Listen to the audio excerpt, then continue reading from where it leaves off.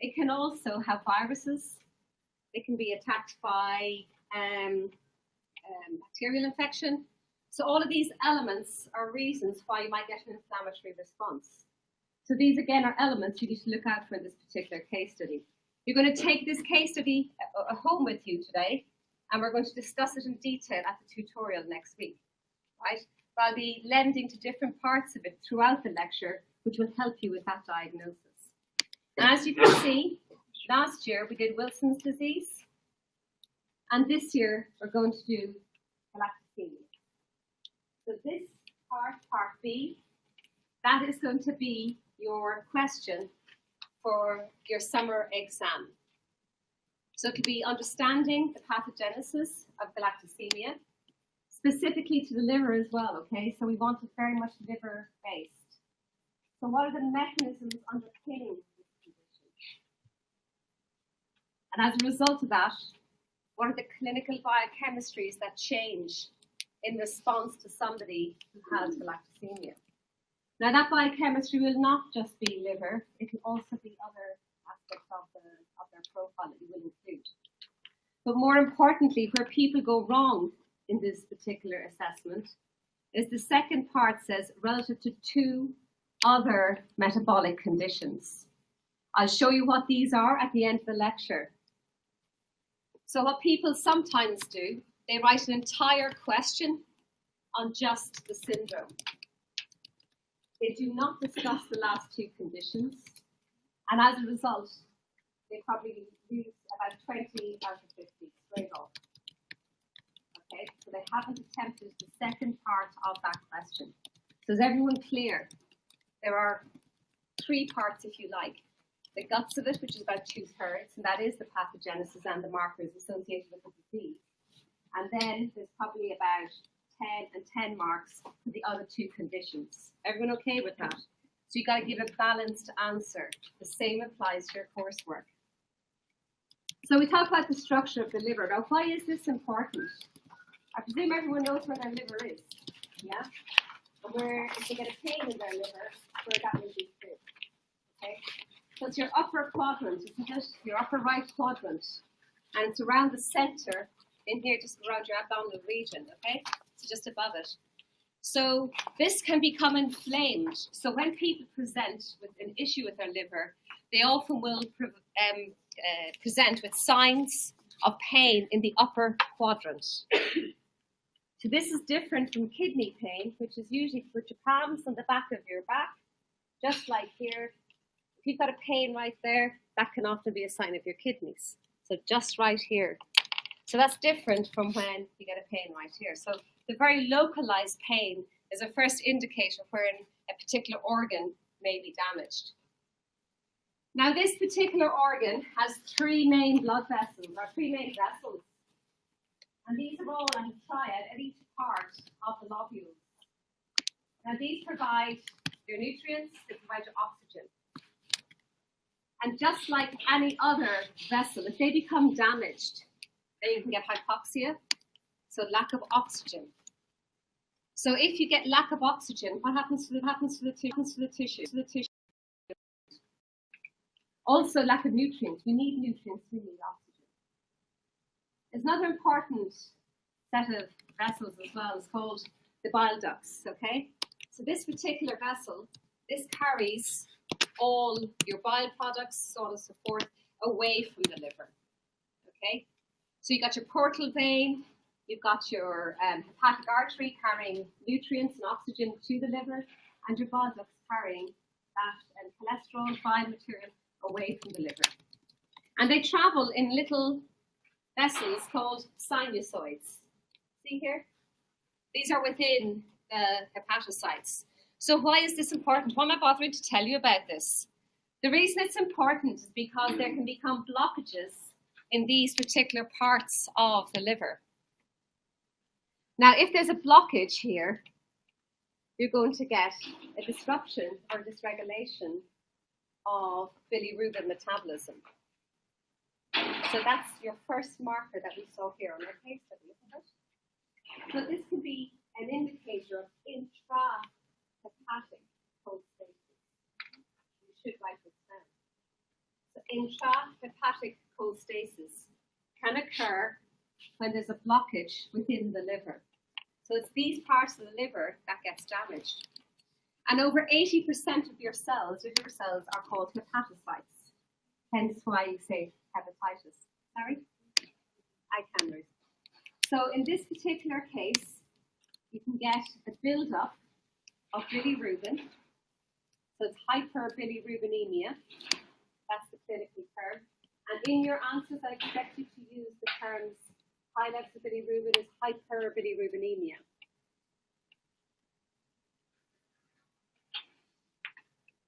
And if there's blockage within the liver, okay, so it's a form of cholestasis.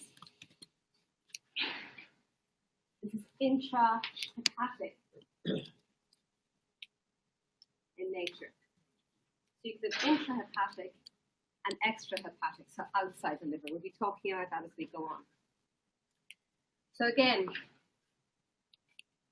I gave this, did I give this to you? I think I showed you this slide. What's the first thing you notice about the slide? Just in general. Huh?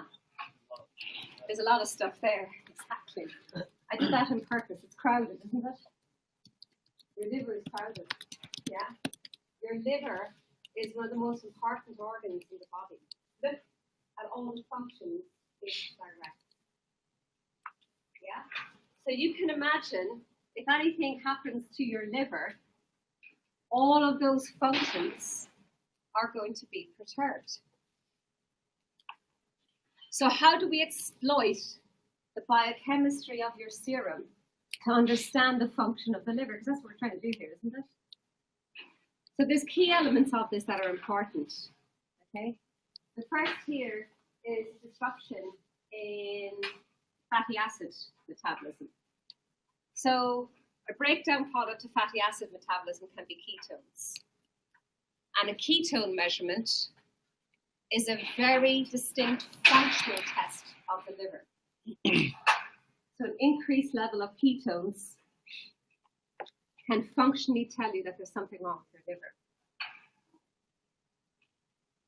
Also, the liver is the site for amino acid metabolism. And at this part here, you get a mechanism called deamination, so the removal of the amino group. And that then can be further metabolized into urea. Okay? So urea production occurs in the liver. If you can't synthesize urea any longer, what do you think will happen in the blood? Nice and loud if anyone has a guess.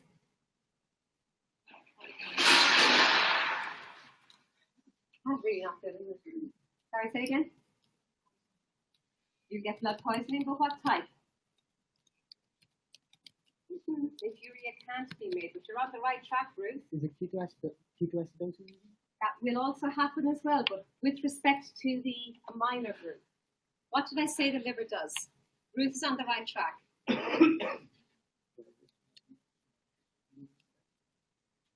You get deamination, and your ammonia is used to synthesize urea. Okay? So if you can't synthesize urea any longer, what's going to build up in the blood? Yes, your ammonia.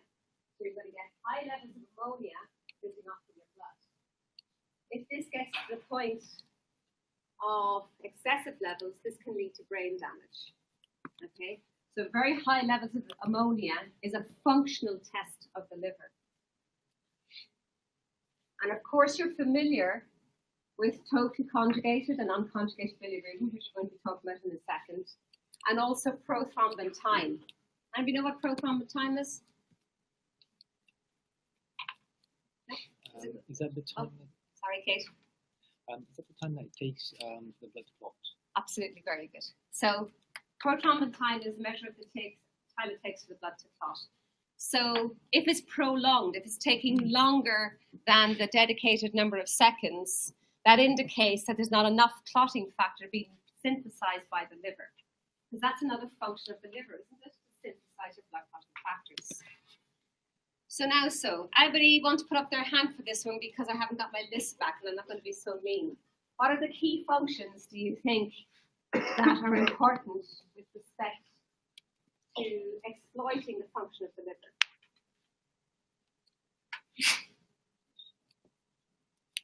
Can I ask you? Okay, we have to start. So, what does the liver do in the body?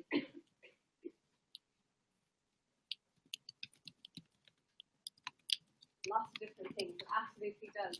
Andy wants to give me some of those things. Thanks, Saxon. Well, I know that it breaks down almost all of the drugs that we take, for example, 75% of the blood. It detoxifies drugs. Yeah. Anybody else? What are the functions we're talking about here, though? Kate. It produces bilirubin. Say again? It synthesizes bile, absolutely. So if you've got a blockage in the normal flow of bile, that can be an indicator, can't it? Anything else? Thank you. It breaks down the red blood cells. So what's the protein that it synthesizes to do that? Or actually, what's it produce for the red blood cells? It's actually the protein it produces for the red blood cells. That's the kidneys.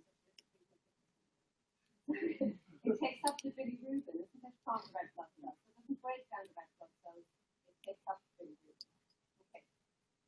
Right, I'm going to move on, but I'm going to come back to this because it's important that you understand the basic functions of the liver. So I'll be touching on that as I go on through. So this is the metabolic pathway of bilirubin. Have we seen this before? Who did you see it from? Exactly, me. So I've discussed this with you at level 1. So this should be a no-brainer, shouldn't it? This should be quite easy to go through again, yeah? So everyone with me? So hemoglobin, when it's broken down, it breaks down into bilirubin and your heme and your iron. Okay, so it's all released. When your hemoglobin, or when your bilirubin is released, it is insoluble. That is important to write down. So it is unconjugated in this particular moment. If it's insoluble and unconjugated, it cannot be transported in the blood. And therefore, sorry, what was your name again? Ollie, is it? Ola, that's right, Ola. Ola was saying something about albumin, okay? So albumin is the major carrier, it's a protein carrier. But it's a non-specific carrier. It carries lots of components in the blood. So bilirubin is carried by albumin to the liver.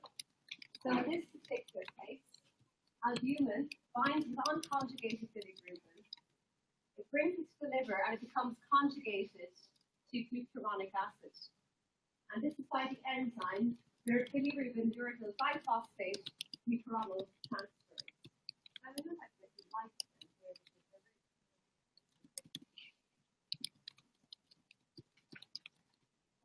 Slides. Can people see this all right? I think it's actually quite hard to see. I'll probably break something. Oh, that's too dark, isn't it? Too dark or okay? Okay, you won't fall asleep? Excellent, right. So I'll start over here this time, and I'll go back over there and explain it the second time. So once it reaches the liver, it becomes conjugated to glucuronic acid. And in this state, when it leaves the liver, it is now soluble. This is important clinically because you've got a differentiation between your unconjugated form and your conjugated. So if there's a problem with bilirubin metabolism, you can differentiate between the pre-hepatic, that is before the liver, and the intrahepatic, which is within the liver. It's the key diagnostic tool.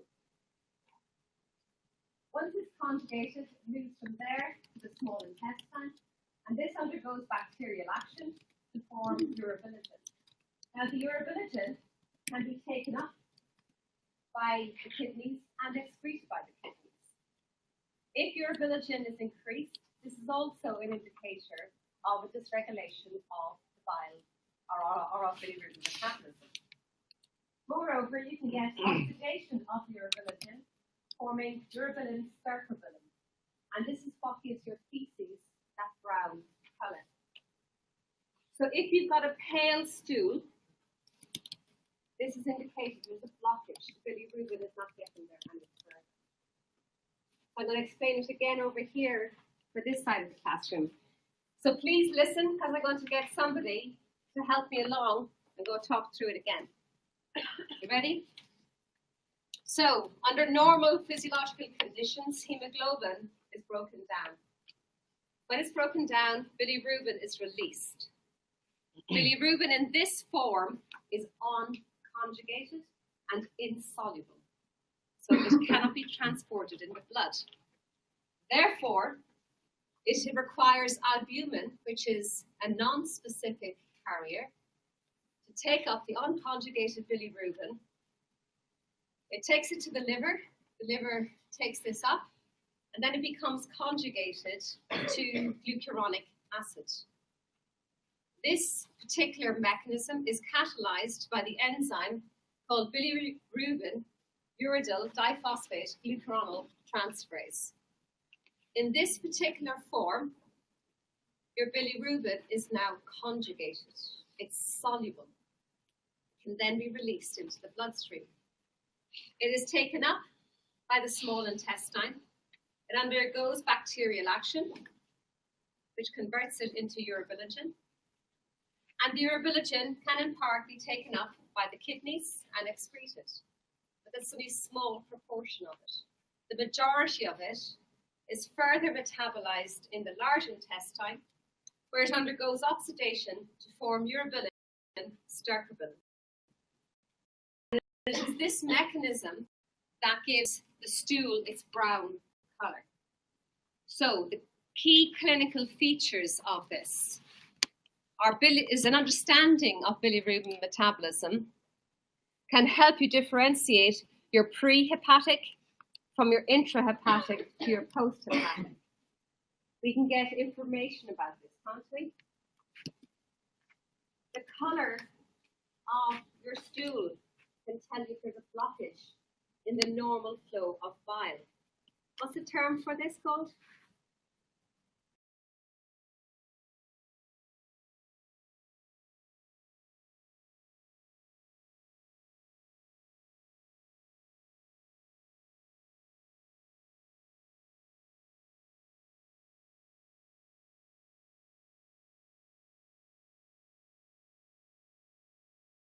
Okay.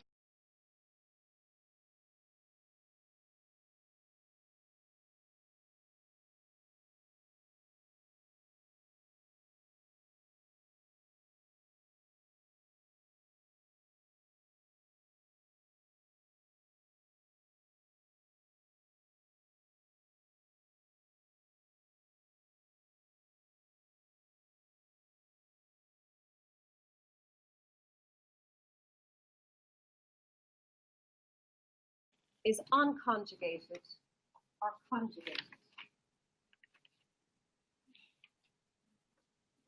Bruce, why is it unconjugated?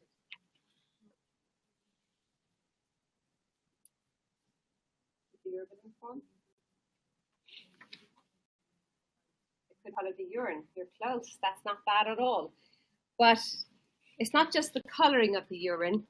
What is the difference between unconjugated and conjugated?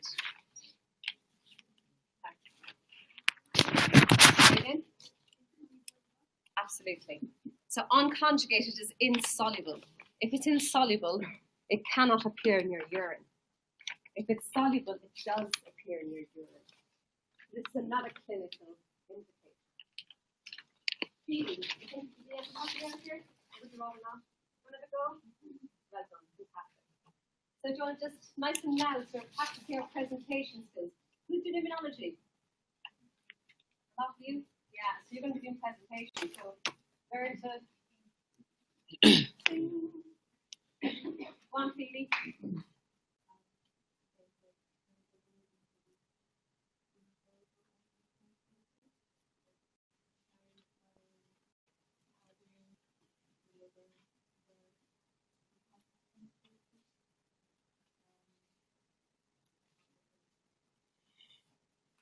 So the enzyme is bilirubin uridyl diphosphate along the pathways. Yeah.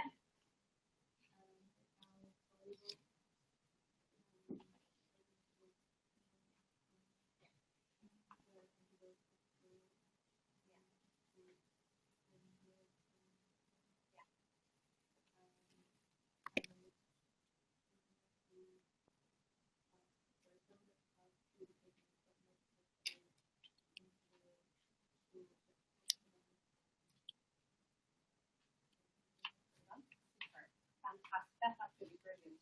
So well done, Phoebe. Is everyone okay with the pathway? At the end of class, for those who aren't, I will give you the opportunity to sit with me and we'll have another bash of it if you like. But what's the most important thing here? The most important thing here is the clinical application, isn't it? That's what I'm kind of really after. So from a clinical point of view, Luke, fancy telling me something? What are the clinical things you can take away from this particular mechanism?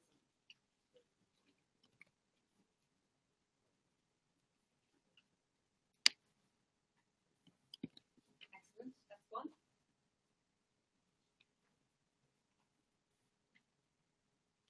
No problem, that's one. Well done, Luke. Anybody else? How? Any idea? Yeah. So intra or extrahepatic, Luke was lending to prehepatic. So how about intra or extrahepatic? How would you maybe help more with that, do you think? Do you think you'd be able to differentiate? It'd be difficult, wouldn't it? You probably need an ultrasound or something. Anybody else like to? What are the other clinical things I said to you about this pathway that are important?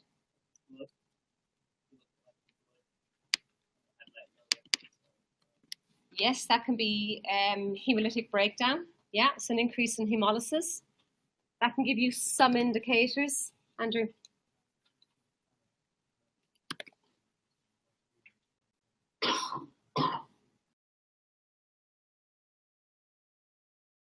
Urine, right? So if it's a dark orange colour, this is an important indicator, isn't it? That means that the increase in bilirubin, the hyperbilirubinemia, is caused by conjugated bilirubin. This may be due to the fact that there's hepatitis, so the liver cells are breaking down, or it could also be, if it's pale stews, this is usually to do with cholestasis, so blockage in the normal flow of bile. So we're going to think about these when we're looking at these mechanisms. So in your case study for next week, do you see a high level of bilirubin in this patient? Yeah. Yeah? Is that normal? Okay. So you need to discuss the relevance of this. The level of bilirubin is not significantly increased. And for it to be pathological, for it to show as somebody being jaundiced, it's got to be about 40 to 50 micromolar of bilirubin before you actually clinically present as jaundice. And that's quite important. So we're going to shift the gear now, going from that pathway, and I'm going to show you how different enzyme systems are increased relative to the toxicity that the liver has to endure. So, Abid, isn't it? Akib talked about the fact that the function of the liver is to detoxify, isn't it?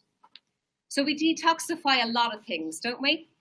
So we take in, you can take paracetamol, can't you? You take Nurofen. We take lots of over-the-counter medicines every week, right? You might have a headache, you might have inflammation, pulled a muscle, so on and so forth. Alcohol. The liver absorbs and detoxifies 90% of the alcohol you take in. And of course, you have the recreational drugs, which we will be talking about. So an example would be ecstasy. But this shares a lot of pathologies with other drugs. And we have the other side of the coin, which is, it can be disturbing, is the overdose. So mostly the paracetamol is usually the drug that is chosen. So these are the elements we're going to be talking about in the next while. So is it the same mode of detoxification that occurs? Are the same systems increased? How about the pathology of the liver? And how about the extent of damage? Is it acute? Is it chronic? Is it sustained? Let's talk about that. Because that very first case study, he took drugs, didn't he? But it wasn't recreational, was it? Have a look at that. These were not recreational drugs, okay? These were drugs taken for another condition. So you need, for the case study for next week, to look up what that drug does. How does it cause liver toxicity? So, just as Akib said, you get liver-induced detoxification of drugs, and they're mainly within the microstomes, so in the endoplasmic reticulum, and the smooth microstomes. These are rich in enzymes responsible, and the main system is the P450 system. So, for those of you who did pharmacology or pharmacology related, this would be very much a review for you. So, in the very first instance, you need to create a functional group, because most drugs, when you take them in, again, they're not soluble, so they need to be made soluble. So, a functional group is like an OH group, for example, and a minor group. So, these groups are attached onto the drug. In addition to that, you may get cleavage of groups, so to release functional groups, a breakage in an ester, for example.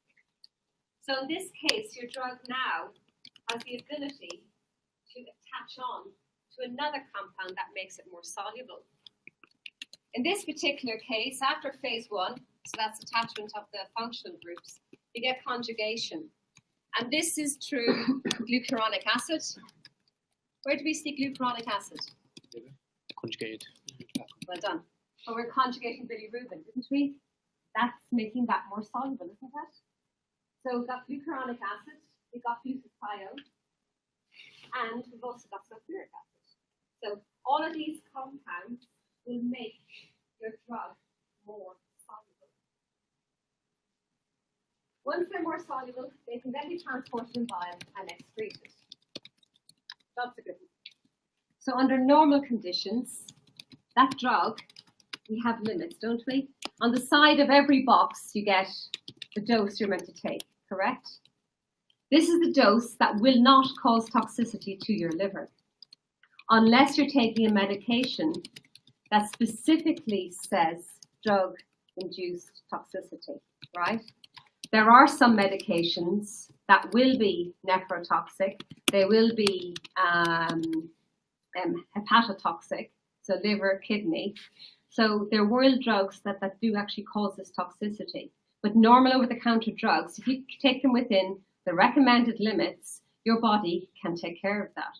But what happens when we don't? What if you take drugs with alcohol, for example? What if people have been out for a nice few beers, way too many beers, and then take some paracetamol, okay? Does that drug now have the normal effect, or can it be taken within the range? That's something to think about. So here, okay, your drug in particular question, this can be broken down into the metabolite, and this metabolite itself can cause an immune response. So this is where you get your inflammation. If the drug or the metabolite causes toxicity, that can be due to the fact that it's mopping up all your glutathione. So glutathione is the major reducing element of the cell. You've got about 100 millimolar levels of glutathione. So that's a lot of glutathione present in your cell. So under normal conditions, our body can cope with these stresses.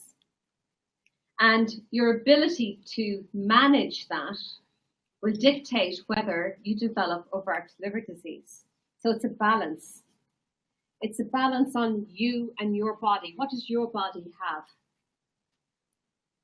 So it'd be very different for person A, a non-drinker, does not take drugs, so on and so forth, versus person B, who may drink a lot, do recreational drugs, so on and so forth. Their starting point is now different, right? Their livers are in different states. Therefore, their ability to metabolize your paracetamol or your other types of drugs is different. And that overt liver damage will be different. But what is great, the liver does repair. It's really, really important. Pretty phenomenal. You take a lot of abuse. But you need to remove the substance to give that liver an opportunity to regenerate. So let's talk about that. So we'll start with ecstasy. So in my days, which is quite a long time ago, I can remember when ecstasy first came out.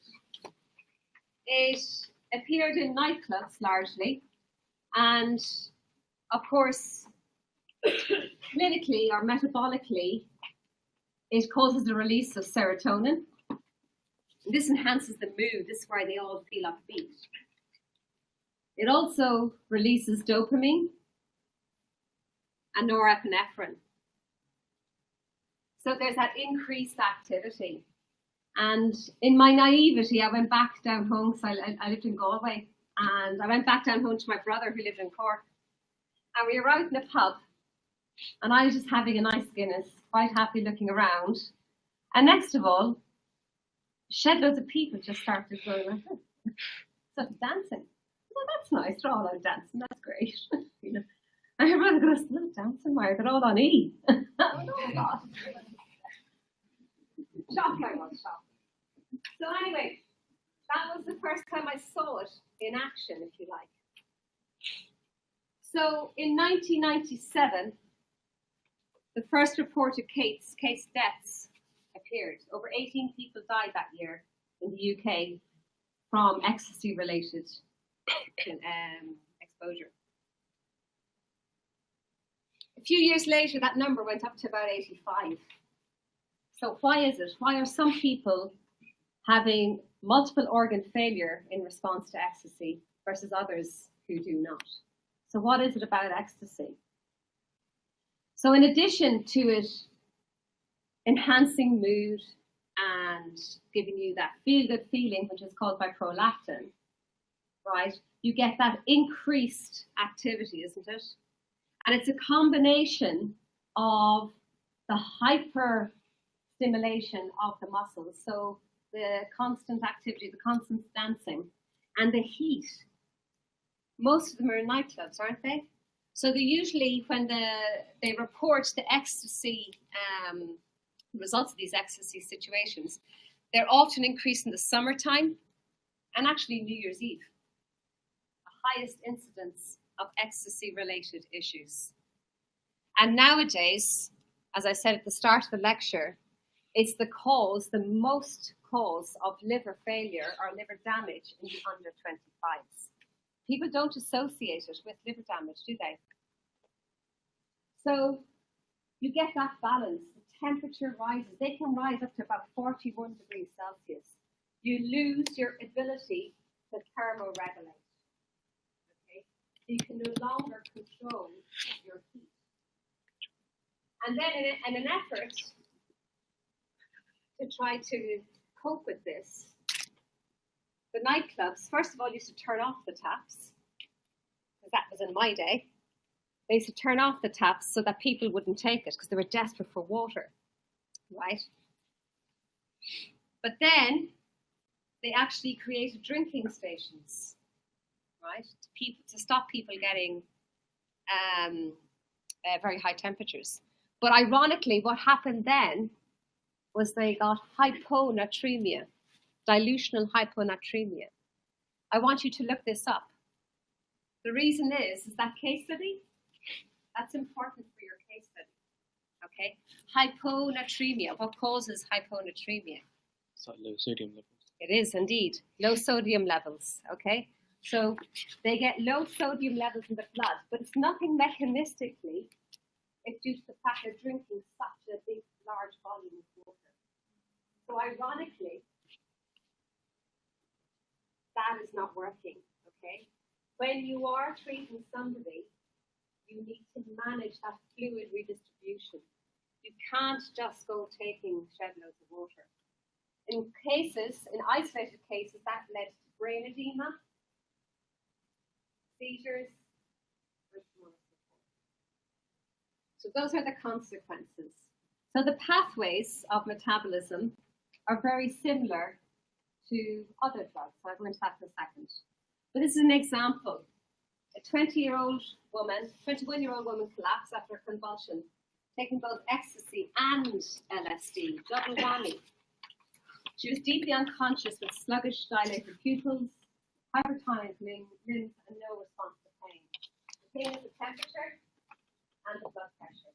Okay, so a lot of people have or die from cardiac issues.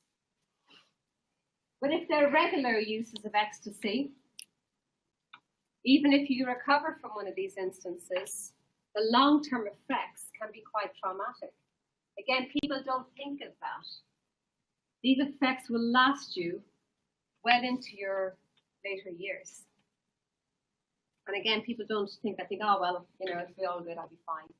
And you might be fine for right now, but it affects your ability to concentrate, it makes you very anxious, and you can hit that real down period halfway through the week after taking it. So depression is another nice link to taking this particular drug. I want you to note this particular case study. It's important, right? So let's look at the patterns. It's another case study I want you to take home and have a look at for next week. So the aminotransferase levels, right? Look at the size of those. Your aminotransferase levels are the key pattern indicator that I want you to look at. Look at this level compared to your other case study and compared to the case study that we get at the end. Is your prothrombin time? The top of that is liver function, isn't it? But these are all indicators. These are all in your case study, aren't they? For December. Take those. We'll be talking a lot about these when we do the kidney. So your sodium, your potassium, right? Don't worry about these too much for next week because we'll be covering that the week after. But I might come back to it because now we're integrating both the liver and the kidney. Because it's not just one organ that gets affected by these ecstasy tablets, it's multiple organs. And it's not uncommon for multiple organ failure to occur. So these are the mechanisms. There are two pathways. So the first pathway is O-demethylation, followed by an enzyme catalyzed Comet assay forming 4-hydroxy-3-methyloxy methamphetamine. Now this particular compound, CY2D6, this is an important protein that regulates the breakdown of ecstasy. And what they've observed so far is that it has, in individuals, there's lots of genetic polymorphisms of this particular protein. And if you have a particular version of this, you may not be able to metabolize ecstasy properly. So you may be a slow metabolizer, or you may be a fast metabolizer. And this again will dictate your individual response to the particular drug.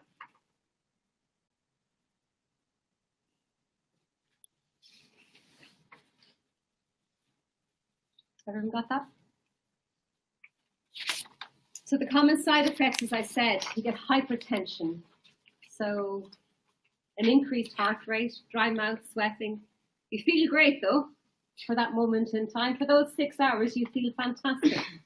The week afterwards, that mood, that drastically changes. This can lead to confusion, ataxia, and claw clenching. In an adverse reaction, what can happen is you can get a hemorrhage.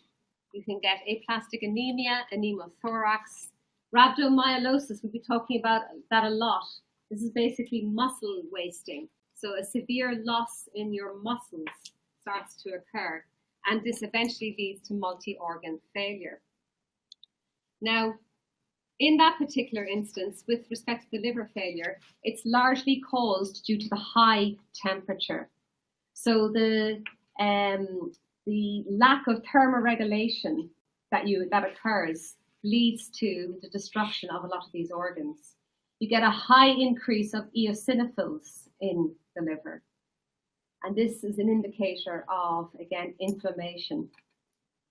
Okay, so very like paracetamol, which I'll be talking about in a second, your levels of glutathione are depleted because you've got an excess of drug or toxin in the body. You get an influx of calcium and an increase in oxidative stress. But again, I'll talk about that in the second part. So it's 5 to 4. I'm going slower than I thought. So should we take a 5-minute break just for to use the facilities?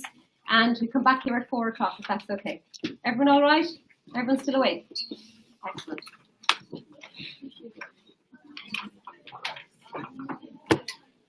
How's your job applying? Did you get any jobs? Are you looking for a job? Yeah, I'm looking for a part-time job. Part-time? My student finance doesn't come in, and I'm in a shit. situation. Why did it come in? I don't know. Have you emailed the student finance? Yeah, I've even called them up, and they're like, oh, it's going to come late October, but I need money to practice. Yeah, definitely. Yeah. So I'm just trying to find a job. Yeah. Try looking it's like any job you want, like any week. You don't mind like retail, I think. Try looking at Range, like the one down there, the new Range. Important. You know the new Range that just opened up. I don't know. Yeah, it's a new Range. I've been looking for people there. One of my friends works there, but he might be leaving. Is that in Abbey Wood? No. You know where the old B&Q was? Yeah. EW Gym, just there. Oh, they have a clothing store there. Clothing shop. No. There's It's Range. just a gym place. Gym, and then next to it is a Range. What's a range? It's like this is a retail shop. Google it.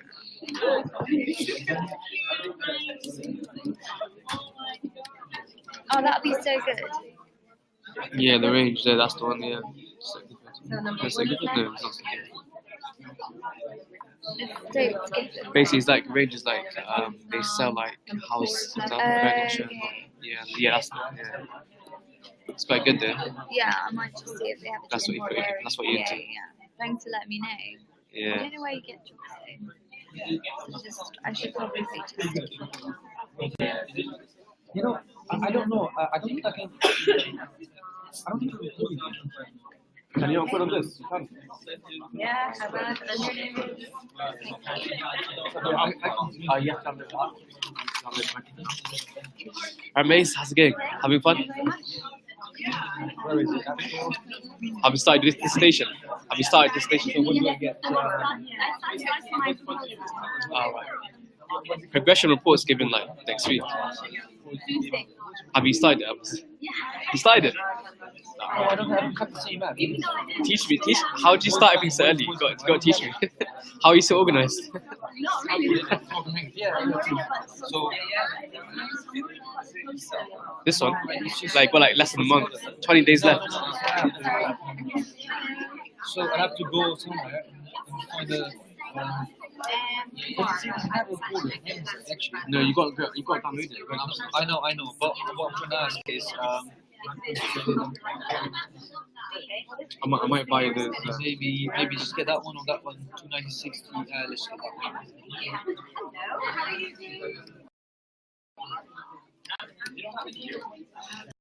I just want to see.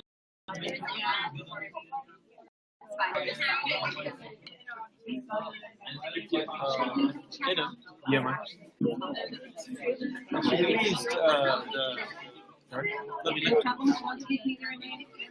Last week when we had to use it, the process stuff. It's right down in there. Yeah, it's in the wood. It's in this. Yeah, but you know the way you do it already. What do you do? Did you confirm right now? Yeah. She wrote my name down. Oh, you don't know. Yeah. It's fine. Actually, I can. You find it? I'm trying. Have you looked at any NHS jobs? No, I do not. My place is not hiring. Yeah. I don't think they will be hiring at this time, to be honest. Yeah, you should have applied earlier, like summertime. What is poetry? Yeah, I'm using it to take down notes. Of course you are. What? No, it's pretty nice. No, Like, I know, it looks nice. Yeah, because you know, like literally everything can be in one place. Have you been? How was it? Yeah, Alhamdulillah, that was good. It's quite surprised to see you. I thought, Yeah, I'll talk to you later. yeah, I learned a lot of the guys. You know what they're doing though? Because before when I came in, I was doing it, but then I didn't have enough time to see her, and I she never thought it was really professional. I think student finance is based on your household income. So what did your parents do? Oh yeah. Like my mum's a nurse, my dad, like my Mum's a nurse? retired. She's Your mum's a retired nurse. Right, so she's not working. BGC. What did your dad do? My dad, but they wouldn't give me any money because like an immigrant. Zara. You're an immigrant. Oh. Like Indian passport. Yeah, no, she's. You have an Indian passport? She's No way. Wait, when you born here? No. Oh shit. Yeah, I think that's what you can take Oh pictures. right, shit. But still, how long have you been living in this country? Like, no, I have like dual citizenship. Yeah. Yeah, but you can apply. Why do you apply for a passport? If you live here for more than 3 years, 5 years, you can apply for a passport. Why do you do that? Why do you do that? I didn't think it was. Huh? I should. Yeah, you should. Yeah. Yeah, definitely. She is. But I thought you were born here because your English is quite good. Like, you don't seem like a freshie. No. My English. Well, I came here with doing his own thing. But yeah. How old are you? You came here? He's not working in 7. I've got a British passport. He's saving up for getting married. Let's get on it, man. He's from uni there. Yeah, I was born here. I was born in Bath. He's engaged. He hasn't been, Engaged, not really. Not right. He hasn't been in contact with you. She lives in Bristol. Wawa is still in contact. Yeah, I live in Bristol. Yeah. I commute. I think he's just working somewhere. Save so much money. That's the only reason I got a car. You see my car. No, it's just like maybe you take away some sweet. Yeah. That was My trying to day say is for you, really yeah, cold. Oh my god, James, Get going, guys. I'll see you later. yeah. That was so I was random. on my lunch.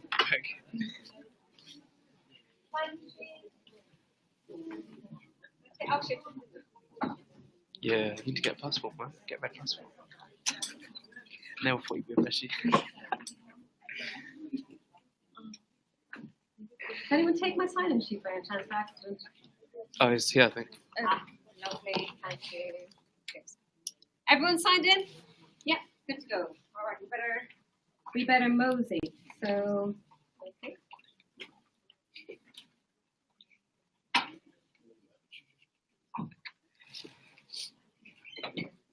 All right.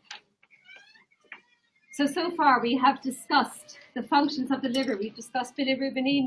We've talked about high levels, low levels of this present and how it can be differentially diagnosed or used to diagnose pre, inter, and post-hepatic conditions. I started off with ecstasy as my drug of choice in this particular instance, and I've told you how the toxicity of this can cause liver damage. So we're moving on from this to paracetamol. Now, paracetamol, as I mentioned, in low normal levels of taking this particular over-the-counter drug, it's all good, isn't it? It takes care of your aches, pains, so on and so forth. And 95% of that paracetamol is taken care of in the liver by glucuronidation. And this is where we have, again, conjugation. So you go through that treatment of that drug, it becomes conjugated, forming glucuronide and sulfate metabolites. Now these again get excreted in bile. So you get detoxification of your paracetamol under normal levels. However, there is about 5% of that drug, and this is metabolized into its toxic metabolite, NAPQI. And this is N-acetyl P-benzoyl quinomamine, and it's NAPQI. And this particular compound is toxic to cells. So it's an electrophile. And this is an indicator or a sign of oxidative stress. Heard of oxidative stress? Yeah? So an element, again, that's present within your body is called glutathione, GSH. And this neutralizes this electrophile and prevents that stress from manifesting in a disease-type environment. So your glutathione levels, in this particular instance, neutralize the toxic metabolite, preventing liver damage. Now, in conditions we'll say, for example, of taking drugs together. So what if you've been drinking a lot? Okay. In somebody who's a heavy drinker or an alcoholic, the levels of this particular protein are induced. Now, this particular protein is a protein that's involved in creating that toxic compound. So if the levels of this are already increased, your pathway, more of the pathway is following down this route. So that liver's under stress, right? And if you take a paracetamol now, this may be toxic, okay? Paradoxically, if you're not a heavy drinker, and that is not what you've been doing, and it was just an isolated case, and you drank and you took your paracetamol, your alcohol may outcompete the paracetamol and may protect against paracetamol poisoning. But that's only where your liver is not under stress. Do you see the difference? One, your liver is under stress. The other one, your liver is not. Okay? So what happens when we have an overdose? So there's lots of different scenarios. There's normal conditions. The normal conditions is with glucuronidation. This then, 5% follows the toxic metabolite route through activation of CYP2E1. But again, that product is detoxified by glutathione. That's under normal conditions, okay? So the general over-the-counter. If you drink alcohol heavily, or you're an alcoholic, and you take that over-the-counter level of paracetamol, that dose of paracetamol may now be toxic because your liver is already compromised. It has activated very high levels of that CYP2E1 protein. So now you're generating a significant increase in that toxic metabolite. Paradoxically, if you are not a heavy drinker, you're not an alcoholic, and you drink and take paracetamol, I mean normal doses, I don't mean, I mean normal doses of paracetamol, they can compete with each other for this particular enzyme. And you can get almost a protection effect in an ironic type of manner. But I would not recommend, obviously, taking paracetamol with alcohol. What happens in an overdose? In an overdose situation, what occurs is that there's an overpowering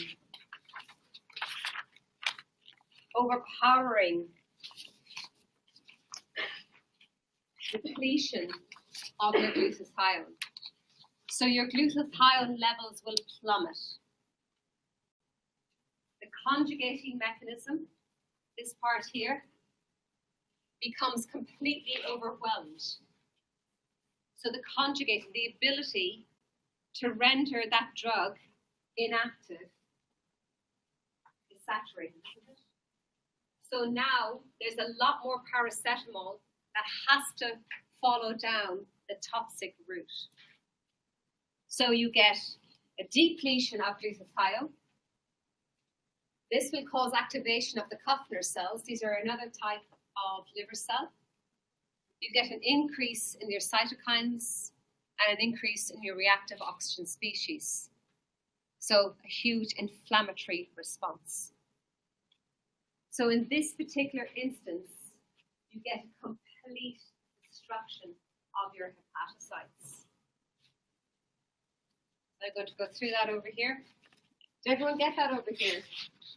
I go through it again? Yeah? Okay. So listen again over there, guys. So just, can you hear me whilst I'm here? Yes? Fantastic. Okay. So, under normal physiological conditions, if we take paracetamol for a headache, so on and so forth, 95% of this follows this particular detoxification route.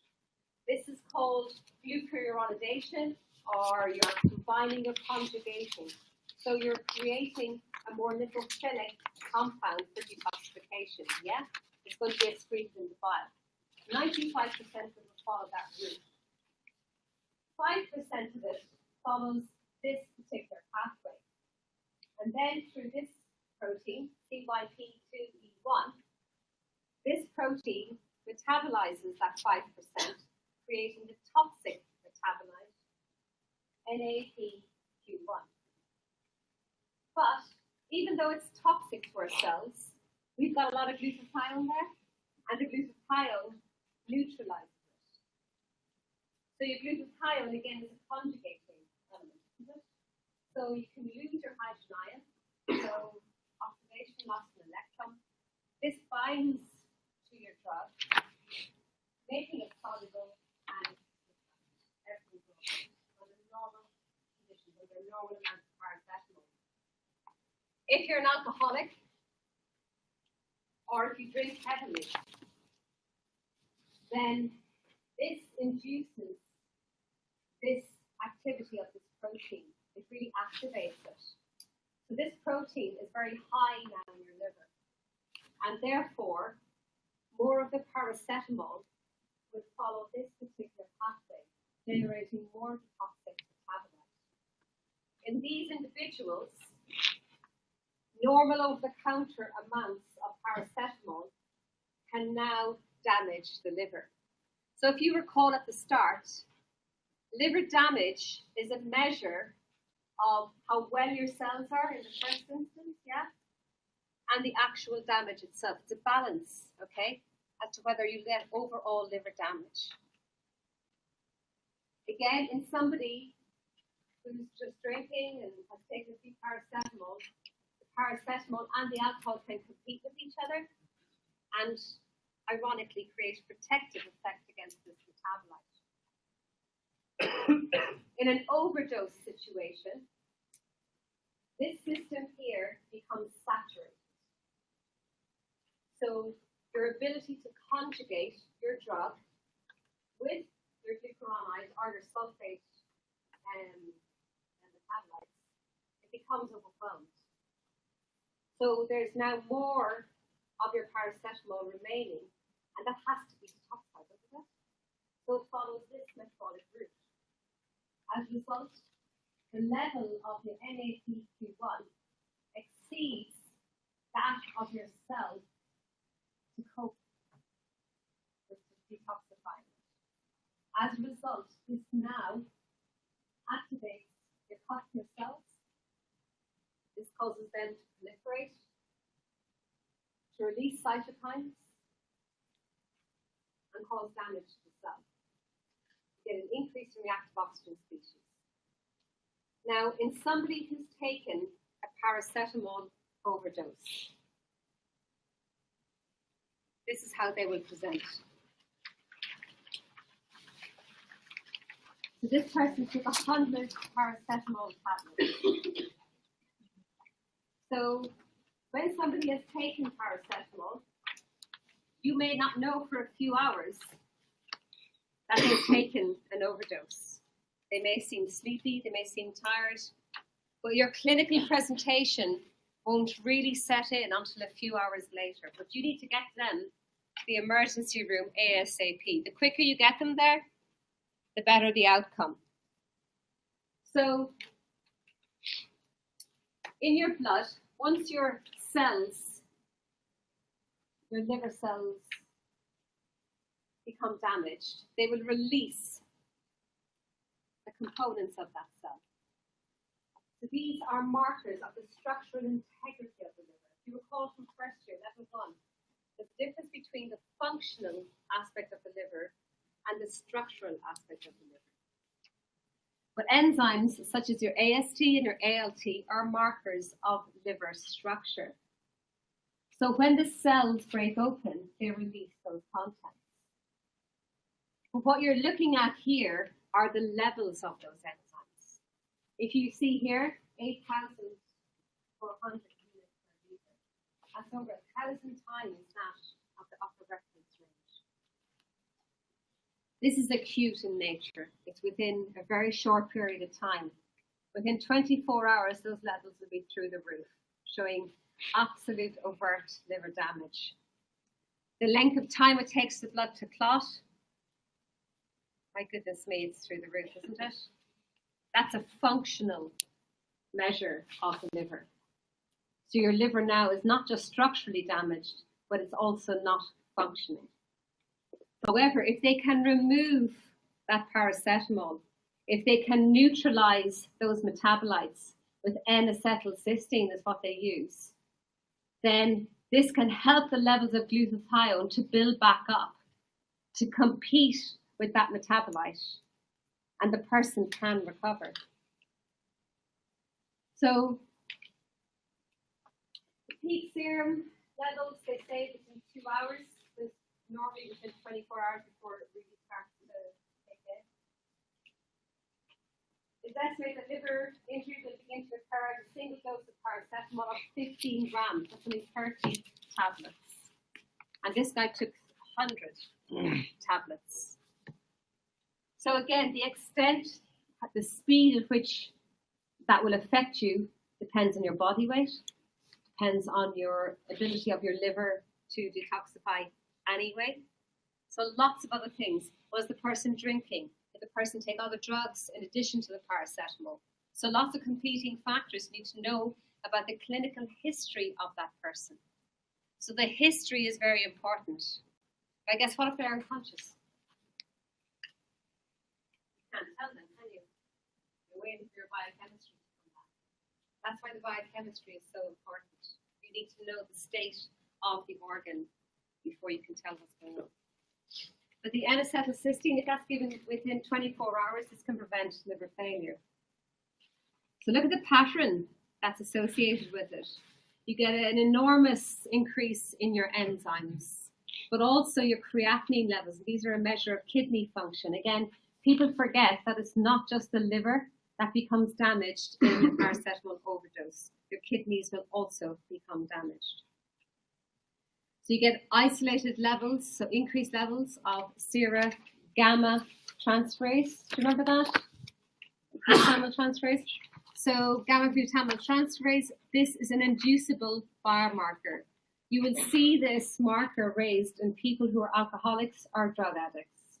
So they will often use this as a measure to see if somebody is staying off alcohol or if they're staying off their drugs, because levels of this will rise if you have been still taking the particular drugs. You get, obviously, the hepatocytes are damaged, and you get cholestasis, which is a blockage to the normal flow of bile. What's the enzyme that's increased with respect to the normal flow of bile? Can you remember?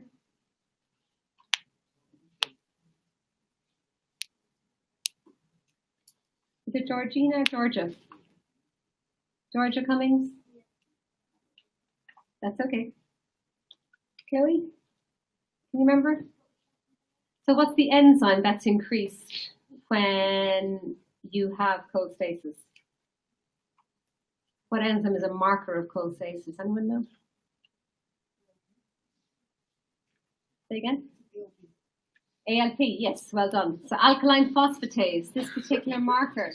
So if you get an increase in ALP, this is an indicator of cholestasis. You should write this down because it's important for your case study. So you also can get mixed hepatocellular and cholestatic disease together at the same time. You then can grade this, so whether they're awake or mildly confused, disorientation, grade 3 is sleepy but rousable, or grade 4 is comatose. That's to detect whether somebody has also got brain damage as associated with the paracetamol poisoning.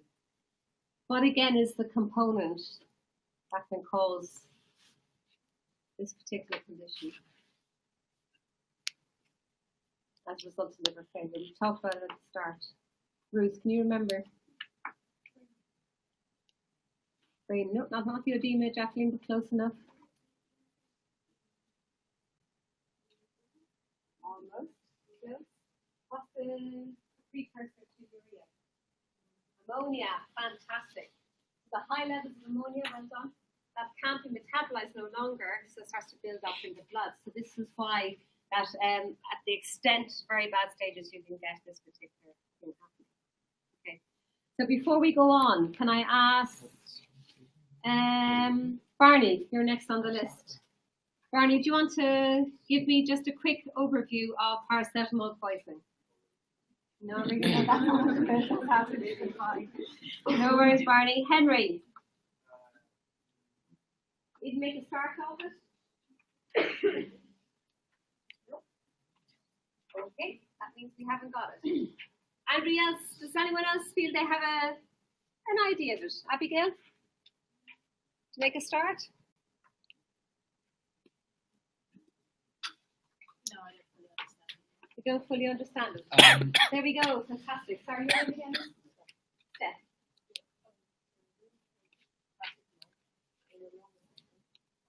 So Barney, Anderson? Yeah. It would almost have the right time of it goes through the communication process, and that can then be excluded from back to back. And transferring goes through the toxic route and binds with Binds with the metabolized? yeah, Fine? yeah, Yeah. and then it creates a toxic metabolite. Yeah, it's still fine, so then the environment and everything still efficient.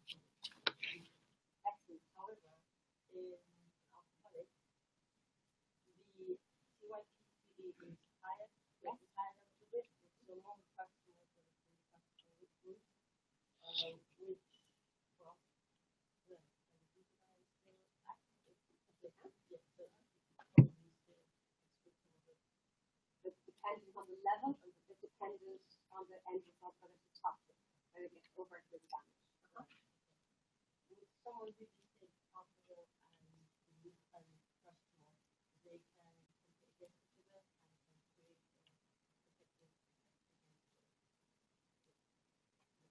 Yeah. Well done. Fantastic. Good job, right? Fantastic. Well done, Steph. So Henry, come on, have a shot. Slowly.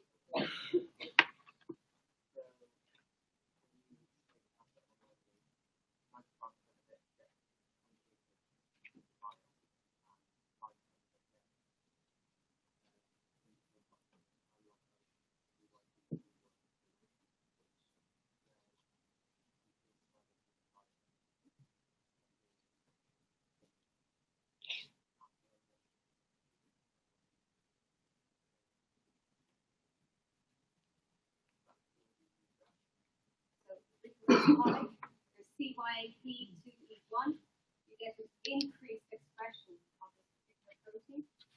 So therefore, the activity of this pathway is higher than it normally would be.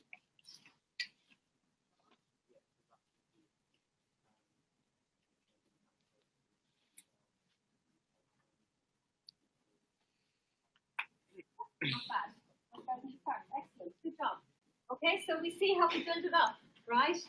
So if people aren't getting it, stop me. Say, Myra, can you go back over that again? Right? So one more time, I'll stay on this side of the classroom. So under normal conditions, your paracetamol is metabolized via the glucuronidation method, okay?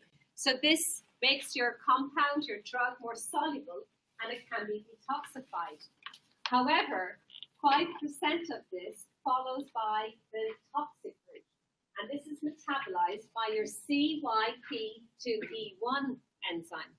Now this converts this into your NAPQ1. This is toxic to cells. However, the level of glutathione mops this up, so it absorbs it, it neutralizes it, it makes it conjugated. In this particular instance, that compound is rendered or detoxified, okay? That's all good. If you're an alcoholic or a heavy drinker, your levels of that particular enzyme are significantly increased. If that particular compound is increased, you're going to have an increase in the utilization of that part of the pathway. As a result, this will build up to form high levels of your toxic metabolite.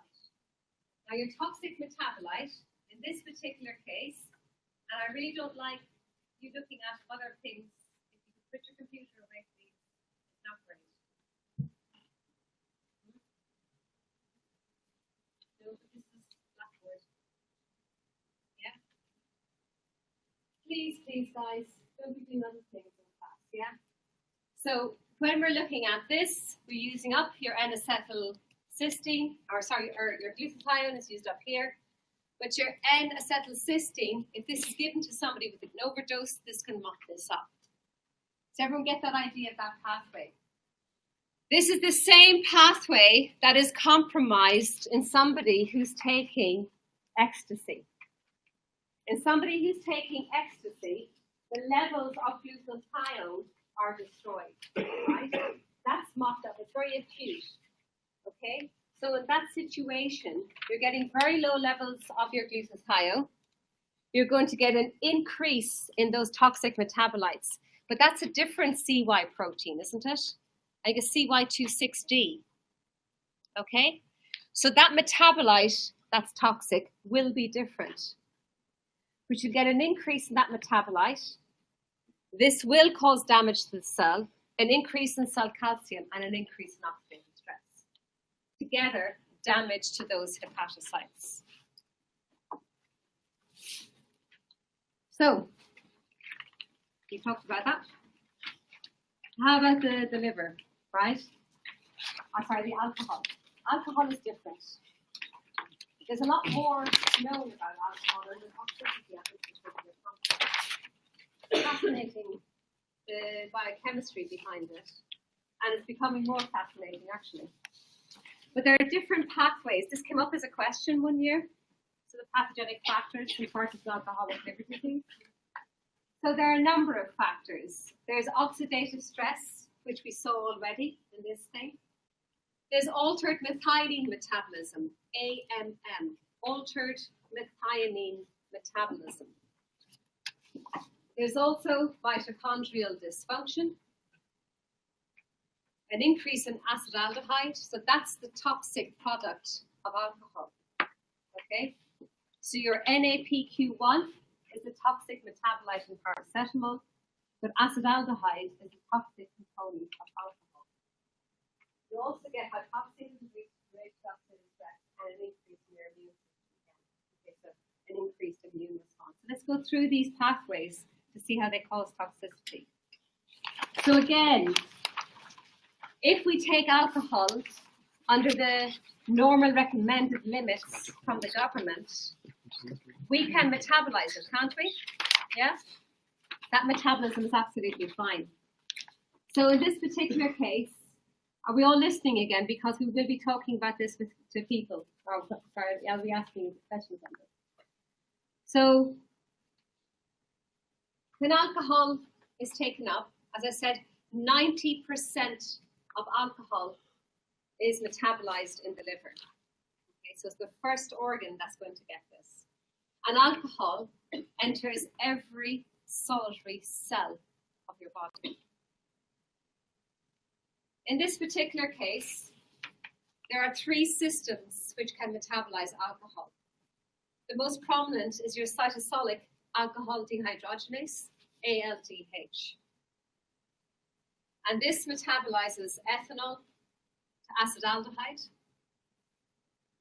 and it converts the cofactor NAD to NADH. This is very important, by the way. The second part of this metabolic pathway is the microsomal enzyme oxidizing system.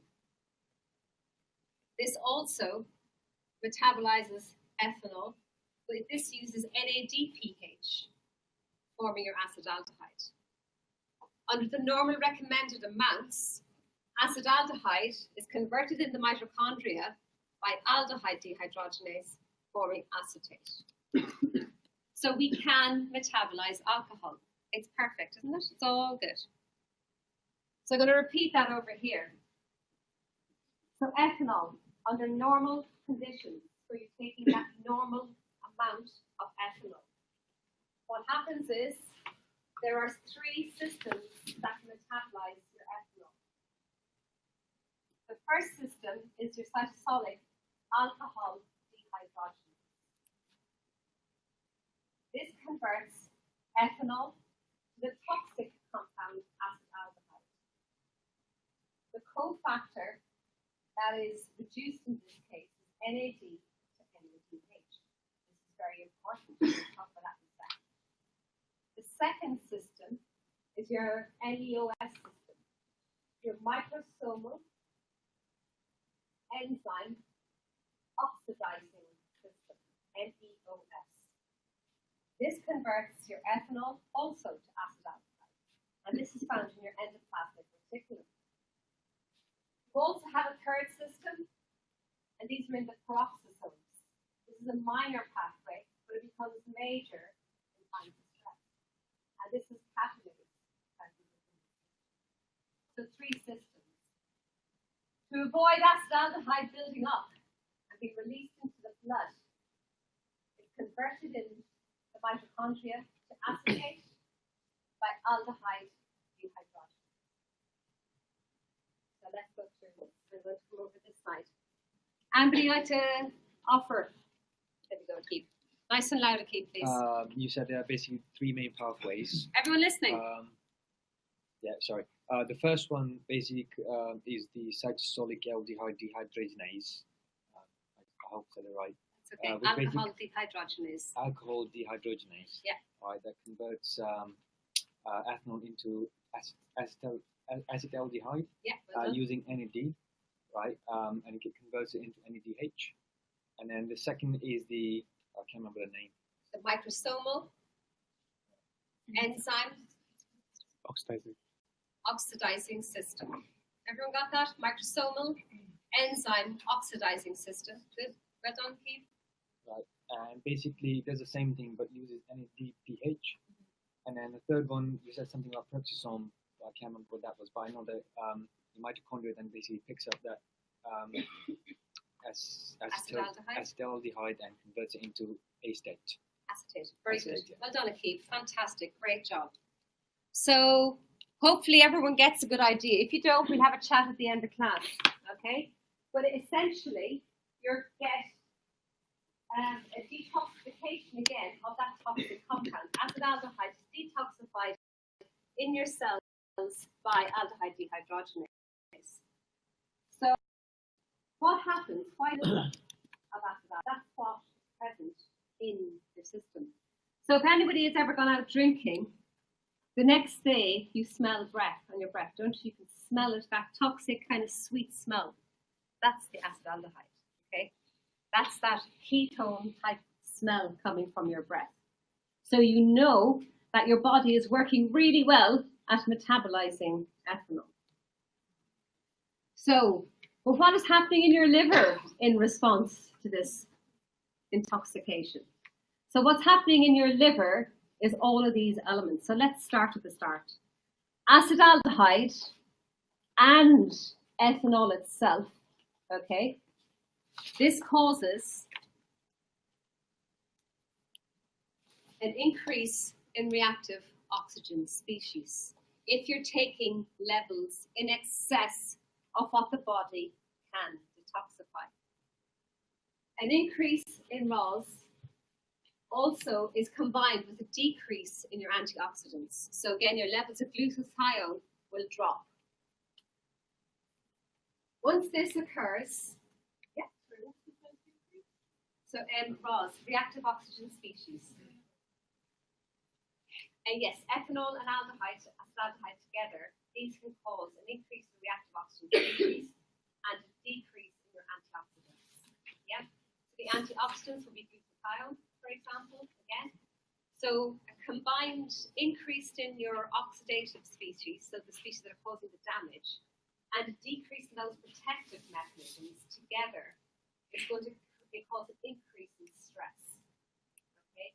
So overtly, your body does not have the ability to protect against that stress.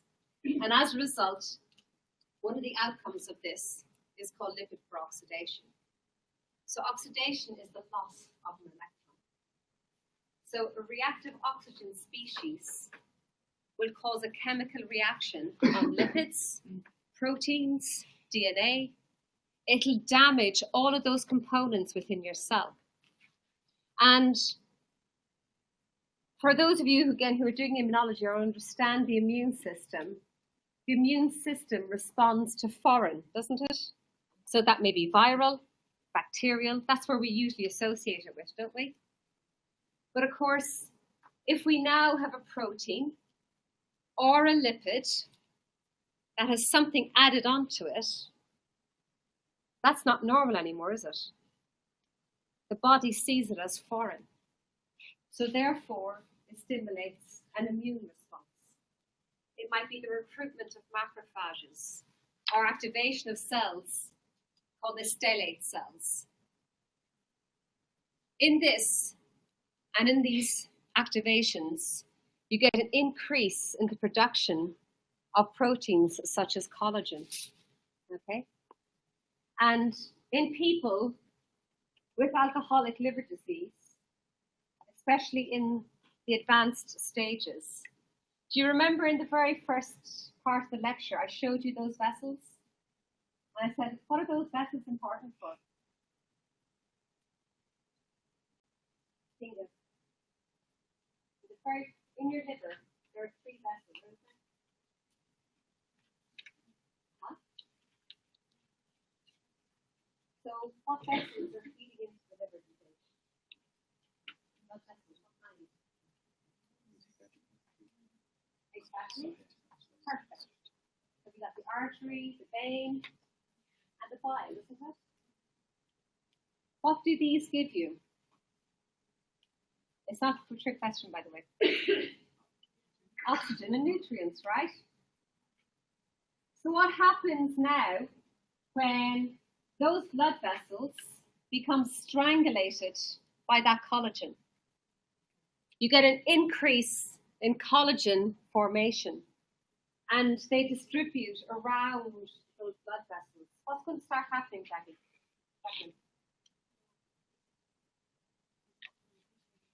Well done. We'll have nutrient deprivation, but also going to have hypoxia. Okay? So perivenular hypoxia. So a lack of oxygen into those cells causes those cells to die, right? You're going to get quite a lot of hypoxic conditions. But ironically, that hypoxia can be quite centralized, so different parts of the liver is more hypoxic than others. So altogether, this is pretty nasty for the liver, isn't it? Pretty rough. That's only one part of the pathway. This is another part. The altered methionine metabolism. So these are all, yeah. Yeah, so the stellate cell activation, this is where you get an increased production of your pro-collagen. So this will cause that cell to produce, it will activate the genes to cause an increase in the production of pro-collagen. So collagen is produced, and that then is where the increased, it's part of the cytoskeletal system, so it will actually cause that build-up of that protein within the cells. Do we need to know that? Dear me, you need to know everything, right? Remember what I said at the start. Know it for enjoyment's sake, yeah? I know you mightn't be that enjoying, but seriously, this is fun, this is exciting, this is biochemistry, right? At its finest. You've got to love it. Start to love your pathways, and you really start to get science, right? If you understand what's happening mechanistically, everything else falls into place. You get it. You understand why somebody is coming into your room in the evening and they're going, oh, I'm so wrong. They're going to go, well, I know exactly what's going on there. Right? So you can sit down in the pub when you're out there the next night and you're drinking that alcohol and you can start reciting those ethanol pathways. Right now, that ethanol is entering into your liver cells. And what's going on there is acid aldehyde. Yes, fantastic. We're starting to build up. Oh, my goodness me, they're after falling over. Think of it that way, right? Because you're going to start really understanding the consequences of what is happening in your body. It's not just your ethanol, it's not just your ecstasy, it's your nutrients, right? What happens when you take in your carbohydrate-rich meal, your fats, your proteins, what's going on in your body. That's excitement. Honestly, I do get out every so often. So, altered methionine metabolism. So methionine is one of the important amino acids, okay? And this particular pathway has been linked to lots of neurodegenerative conditions. And why do we get disease? We only get disease when these pathways are imbalanced, whatever that pathway may be. So diabetes, that occurs because glucose can't be utilized, right? You get a buildup of glucose in the blood. That's due to several different elements that can happen there. So lack of insulin or insulin insensitivity. In this particular case, with respect to alcohol, you can fix this situation, can't you? How can you fix it? Basically stop drinking, right? So it can be stopped, but it's also disease, and people don't understand that people who are addicted to alcohol, it's the same as any other addiction. It is a disease, and they do need treatment, and it needs to be taken in accordance with that. But one pathway that's affected is the methionine pathway. So what alcohol itself does is it competes with the enzyme methionine adenyl transferase. So this then causes a buildup of methionine and a reduction in S-adenosyl methionine. So this whole pathway becomes compromised. And homocysteine here, which is shown in green, this is a precursor for glutathione. So what's glutathione?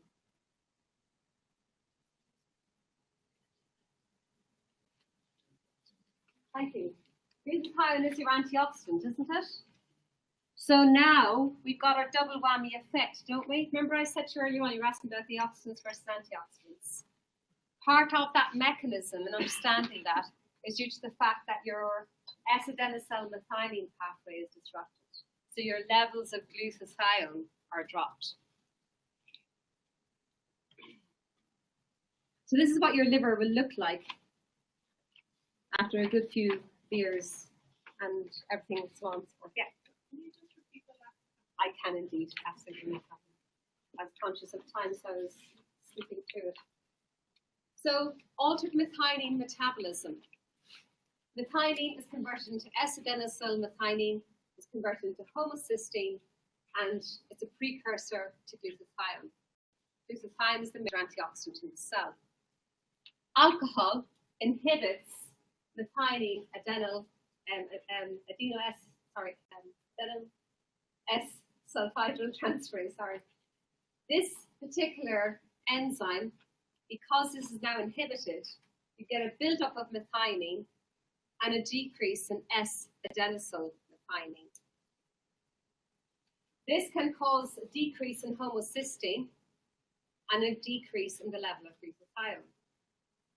Now, homocysteine can also be activated on by several other pathways, and it requires cofactors such as betaine, folate, and vitamin B12. Lots of alcoholics are deficient in vitamin B12. Steph?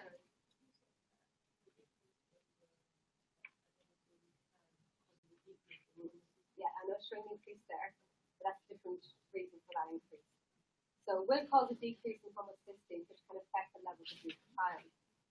But in conditions whereby we say the cofactors are also disrupted, homocysteine levels can build up.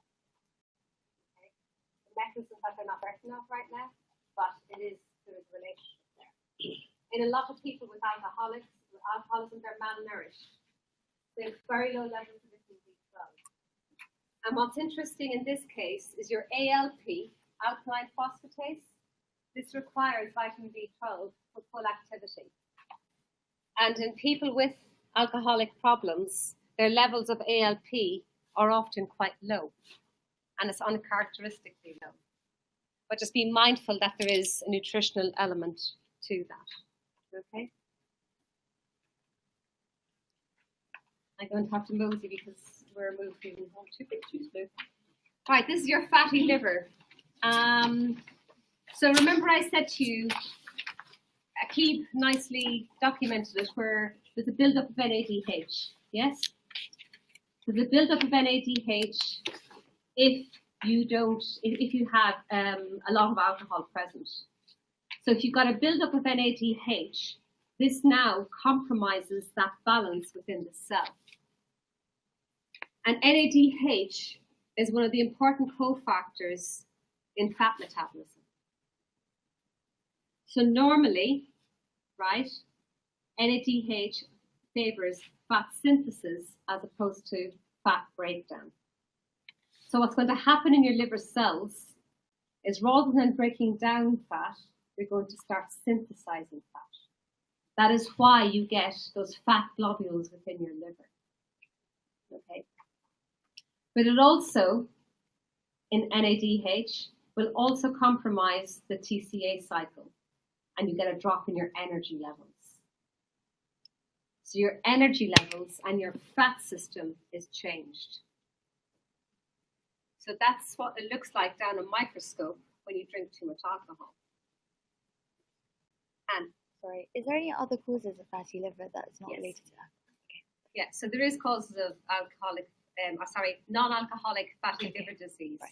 So that's associated with type 2 diabetes and obesity. So they can also get a fatty liver, but they've never touched a drop. Okay, that's on your posters, isn't it? So I'm not going to go into that today that's fine, Anne, because we give people an unfair advantage, which I could be. Okay, so that's what the fatty liver looks like. So those are the recommended amounts. The 6-pack of beer. I never saw a 3.6% beer, but anyway, apparently. 2 beers for women, you can get fat deposition.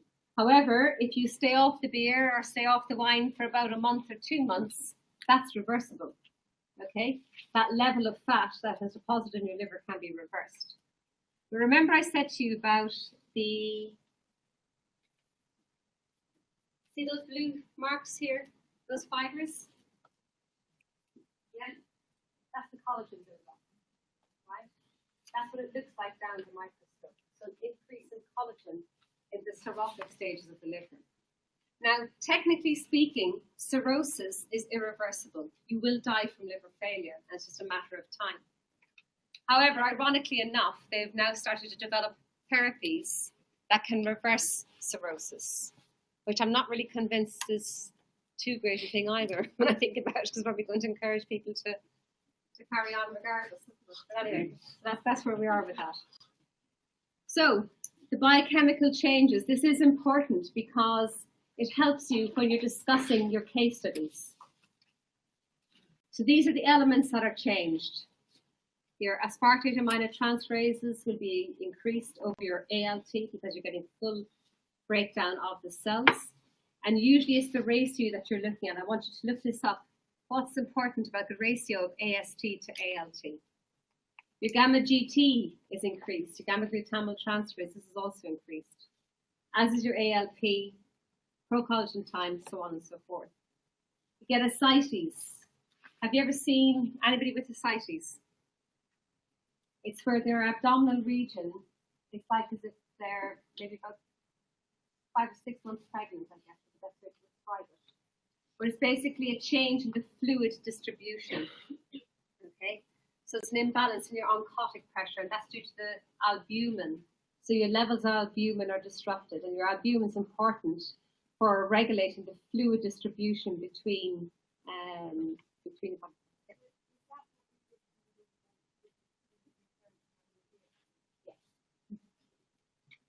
So it is with the part of the fat as well.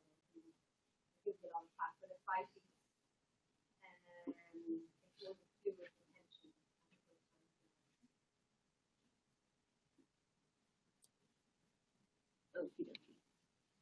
So you can also get excessive alcohol consumption can lead on to ketoacidosis, and this can give rise to pancreatitis. I'll be talking about this in a different lecture, so I won't go into this right now. but in about 15 to 20% of cases of people with alcoholic hepatitis, they also have pancreatitis, and it's the cause of that particular condition. So we're going to take another 5-minute break, guys, so that you can go off and stretch your legs and so on and so forth. What I might do, since we're running a bit short, I might bring along the posters next week, or do you really want to see them this week? You want to see them this week? Okay, I'll go then. Next week. Yeah, we said next week. Next week. Okay, whoever wants to see them this week, I'll bring them along after class. Is that fair enough? And then I'll bring them along next week as well. Oh, that's better. See? Yeah. Spend all time. See you twice. Yeah. All right, let me just stop. Oh, you actually recording it? Yeah, recording it.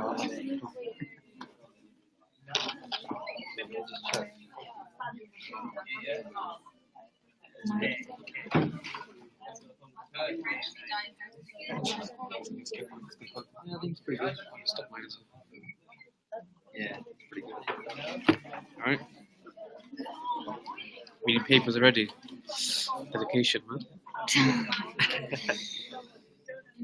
I have a question, but she's gone. Question you can ask me. Okay, so Reading. man, you wrote so much. See this guy, man. This guy's crazy. You see this? I know he's got like a really Yeah. big iron and school, spent all his Student. but yeah, student finance. Well, you got a MacBook. So cool. Very good. It's quite old, it's very battered and bruised. It's not very happy at the moment. Tricky, how's it going, man? Good? Were you here? Were you here when I walked in the first time? What, here? Yeah, I was. Yeah. Where you at? Back. Do you know what you doing? What you doing? What are you doing? What am I doing?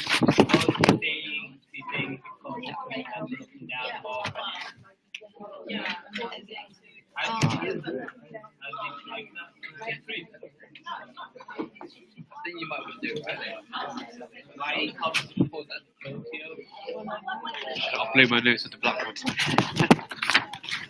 That'll be good,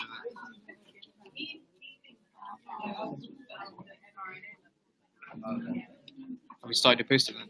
Huh? Have you started your posting? No. No. No. How's the Biomedical Science Society? It's medical science. Medical society. science. It's going okay, yeah. But you don't want to do medicine though. No, it's about anything that's related to medicine. So, yeah. What are your plans of, what's your plans after you finish this course? What are your plans for the future? Probably Yeah, job work as a laboratory assistant Yeah. somewhere, anywhere that would offer it. Yeah. But it would be really helpful if it was in Bristol, but I don't think, even if it wasn't in Bristol, it would be fine. You're not from Bristol though, are you? I am. Are you actually from Bristol? Yeah, I lived in Bristol. No way. So I've known him since like A-level. Well, him? Yeah. Where did you go? Where did you like? We went to study Bristol for a bit. Oh right, okay. I went to St Mary Redcliffe. There's a lot of Manlos. You're Manlo, yeah. Where you from? Caroline? Yeah, my friends are from Carolina as well. I don't know if you know them. Yeah, I probably actually do. And it's like, Yeah, Hans I is don't- doing medicine in Bristol. yeah. You know Hans? Yeah, I do know Hans. Yeah, you know him. Yeah. He's one of my good friends. Oh my god, he's such a prick. You like him? He's one of my good friends. Yeah, Nice we hanging did out with all of them. yeah, we did A-levels together. Alvin. So many. They got like similar names. Josh. Yeah, I know all of them. You know all of them. Yeah? They probably will know me as well, sadly, but don't mention my name, please don't. Alright. I'm sure you got a good reputation. Yeah, I don't think they do. You don't. I know. Don't. Tell me somewhere how much space.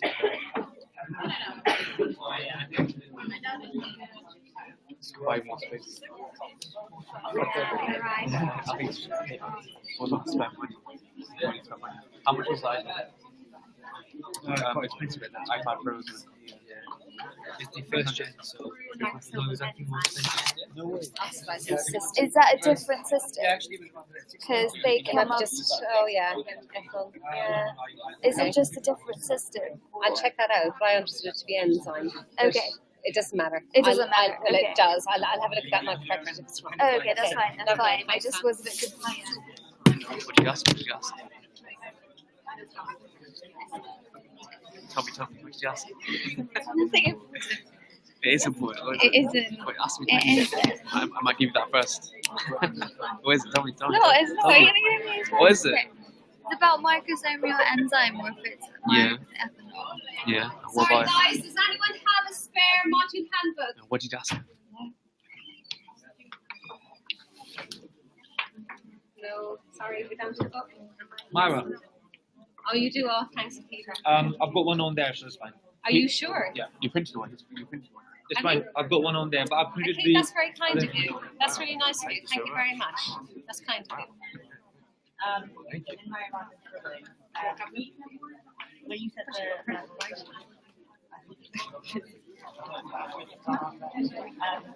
I must be doing something right. so you're here, what else? Yeah, no problem. That's fine. So, focuses on increases, decreases, decreases, levels. Yeah. And do you know in terms of how it's Yes. how like number of times? I'm good. No, that's fine. So you know published, or Yeah. After 4 hours, Um, After 4 hours. 4 hours? Yeah. It's Slow releasing stuff. Oh yeah. However, I feel that according to your personal use. Yeah, no, it was only So where did you get? Where did you get? Well, leave it there. Where did you get? What? no, I wouldn't. Sometimes when you listen to Are you born here or what? I was 1%. Came here. 14 minutes. You started like 14. That's like 10. Year 10, I had only been there for like 2-3 months. One whole school year later. It used to be called Fishpond Community School. Whitfield Fishpond Community School. And then Now it's now yes, well, we were the first year in Mother School. Bristol Metropolitan Academy. It's like 6th form now, but yeah, the academy now. yeah. Yeah.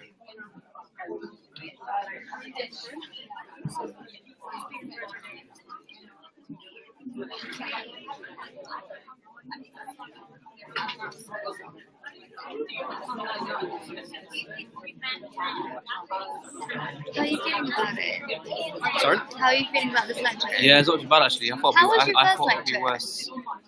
First, just induction. Oh, you missed it, didn't you? It was like just Yeah. induction. Okay, and it wasn't like 3 hours long.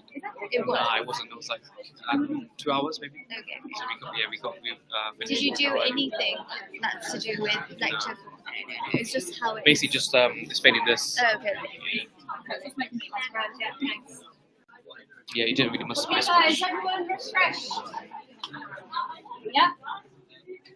Okay, we're good to go again. So, all good, phones away. Thanks very much. It's marvelous. Great.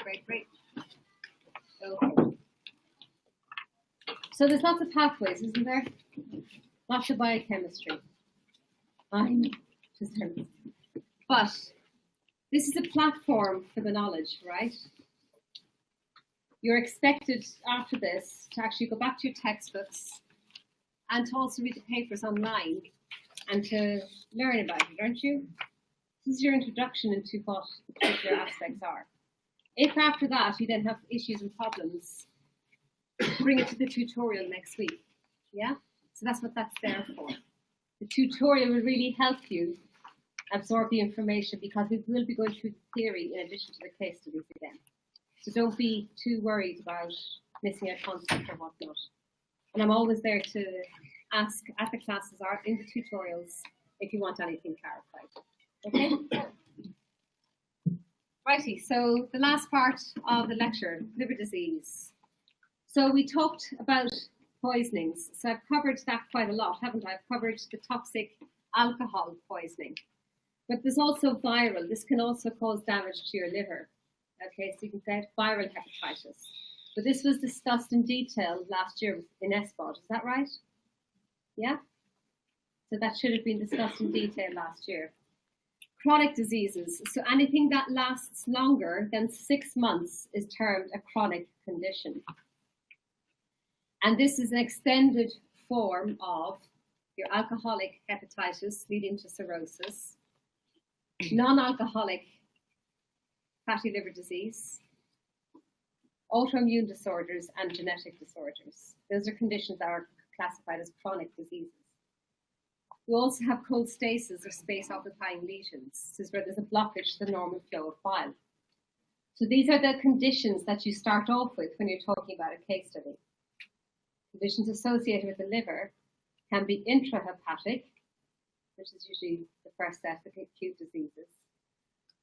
Then, following an acute episode, if the situation isn't rectified, it will develop into a chronic condition. But that can be tolerable, can't it? You can still live with a chronic condition.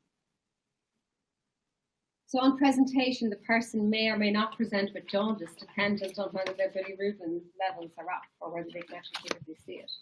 Your liver function tests will be changed, which you've seen in the case studies so far.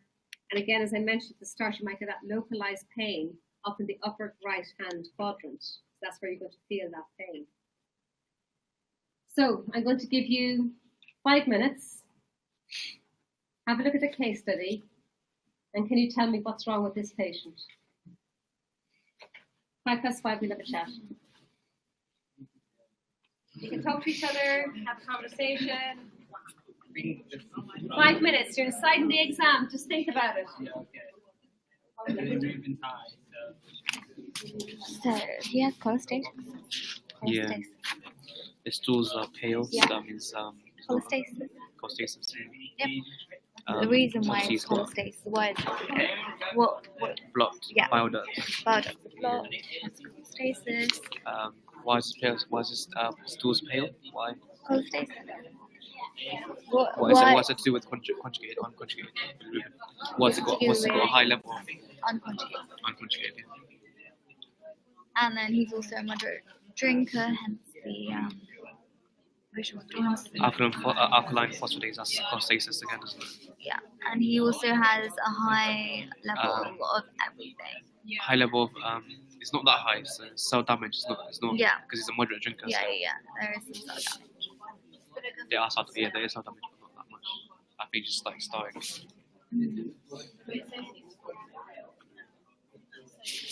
Oh my gosh, this is like so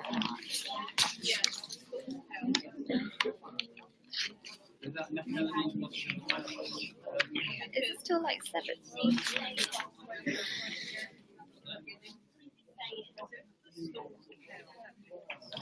Massively high ALT, does that complicate? Yeah, I think so.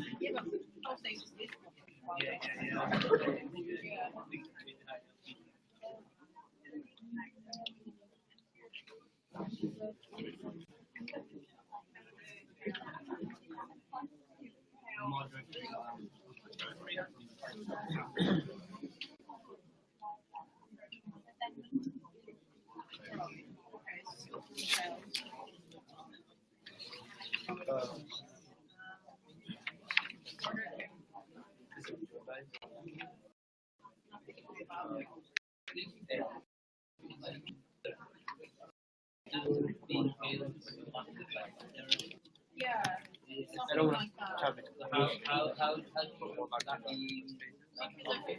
What's the AST, is it AST ratio? It's one, is it almost one? It's not really that high. It's high, but cell damage is not starting yet. There is some cell Yeah. damage. But what I'm trying to say is, I can't sort of think about which one is which. So when it's one, when it's between 1 and 2, and then when it's more than 2. Oh, the ratio. The ratio is AST to ALT. It's one here, basically. Yeah, it's one. That one, basically.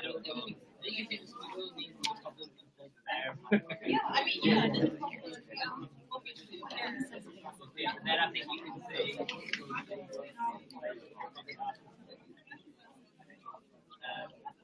So basically, at what stage do you think that the cholesterol would happen? Is it after it has been conjugated? Bilirubin. That's the thing. At what stage?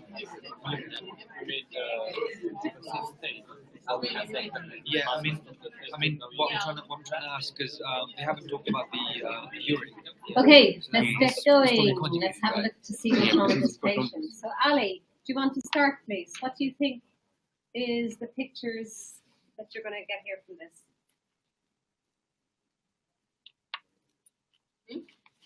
I saw you chatting, so what were you chatting about? Is that a good idea? Possibly not. So utilize your time inside the class to try and actually work on the case at hand. Okay? So with respect to this particular patient, Joanna Allen? Hi, Joanna.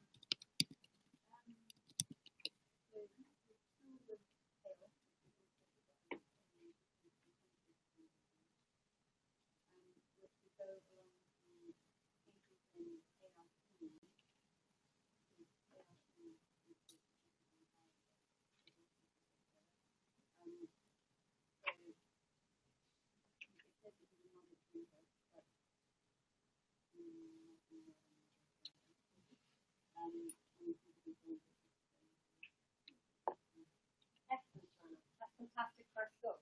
Let's extend that now, right? So already you're able to relate what you've learned in the class. We talked about bilirubin metabolism, didn't we? We talked about unconjugated versus conjugated.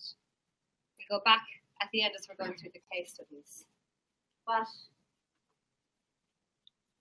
with respect to this particular element, you can also talk about lots of other causes of bilirubinemia. So high levels of bilirubin present in the blood. So, is it Akeem, did you mention hemolysis, or was that? No, That's yourself, was it? Your name again? Oh, my name. No, sorry. Next to Tao. Me, Mohammed. I think Mohammed mentioned something about. Did you mention something about? Yeah, You did, didn't you? Hemolysis at the start of the class. Just take it. So Mohammed mentioned something about hemolysis at the start. This is an increase in the breakdown of your red blood cells. So what's going to happen in this particular case, you're going to get an increased release of bilirubin into the system. And just like your drugs, just like your toxins, that bilirubin system, our conjugating mechanism, becomes overwhelmed. So there's nothing functionally wrong with the liver.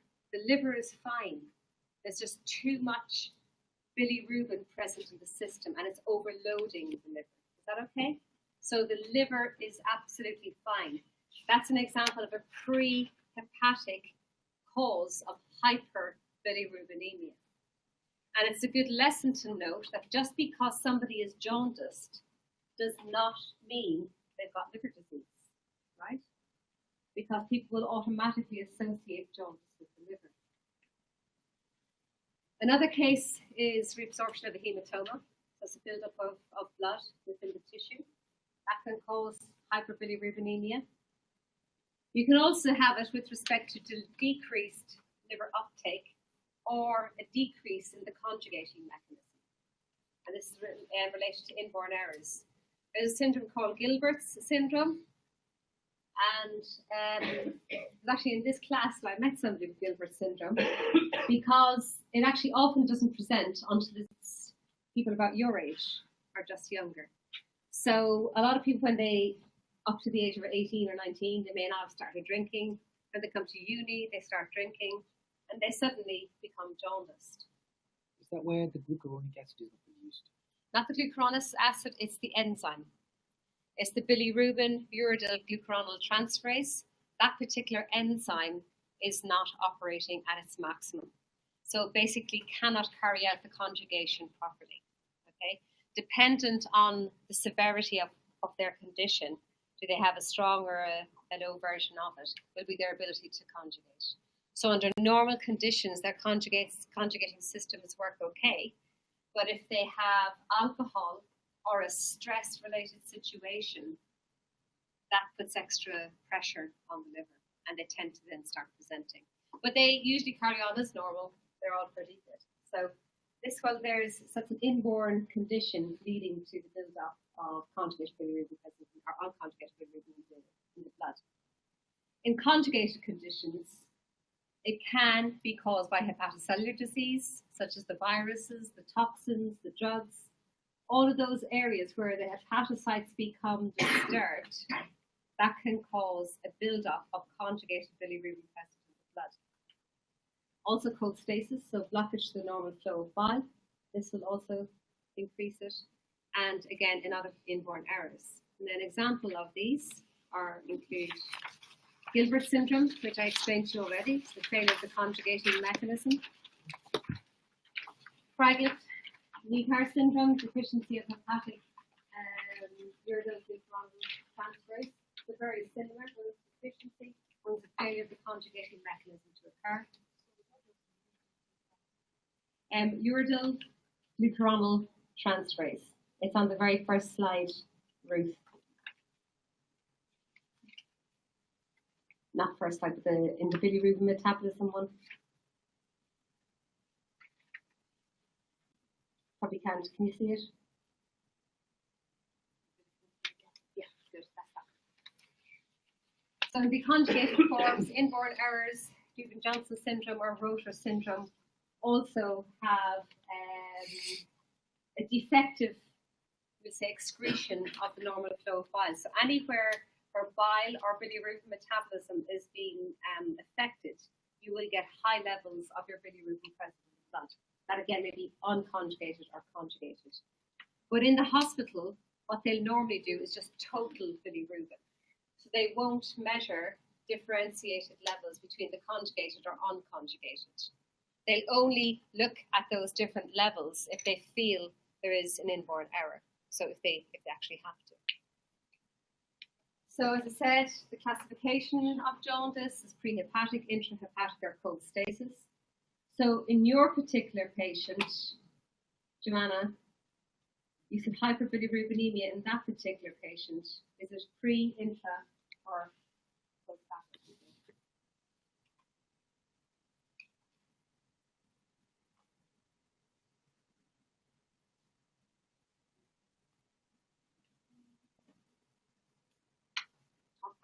Interesting.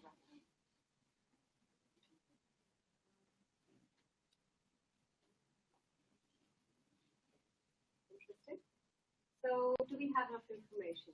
But it's a good answer because can you rule out one of them?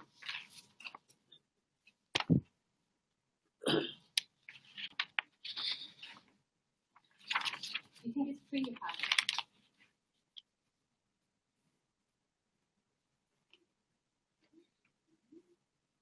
What causes prehepatic hyperbilirubinemia?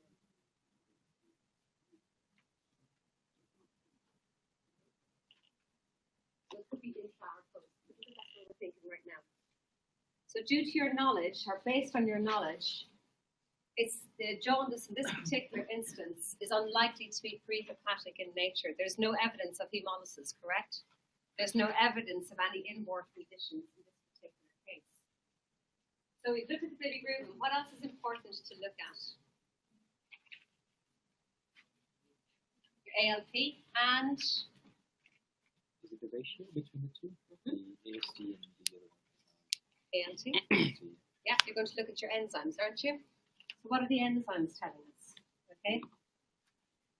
So we're going to look at the enzymes in a second, but the two forms in the blood is unconjugated normally by 85%. And then in the disease case there, your conjugated form may predominate. This is where that will increase to the total levels. So as I said, you're going to see brown stools if your bilirubin is reaching the gut. But of course, in this particular case study, he's got pale stools, doesn't he? So that bilirubin is not reaching that part of the pathway. What part of the pathway is important to create the brown stools?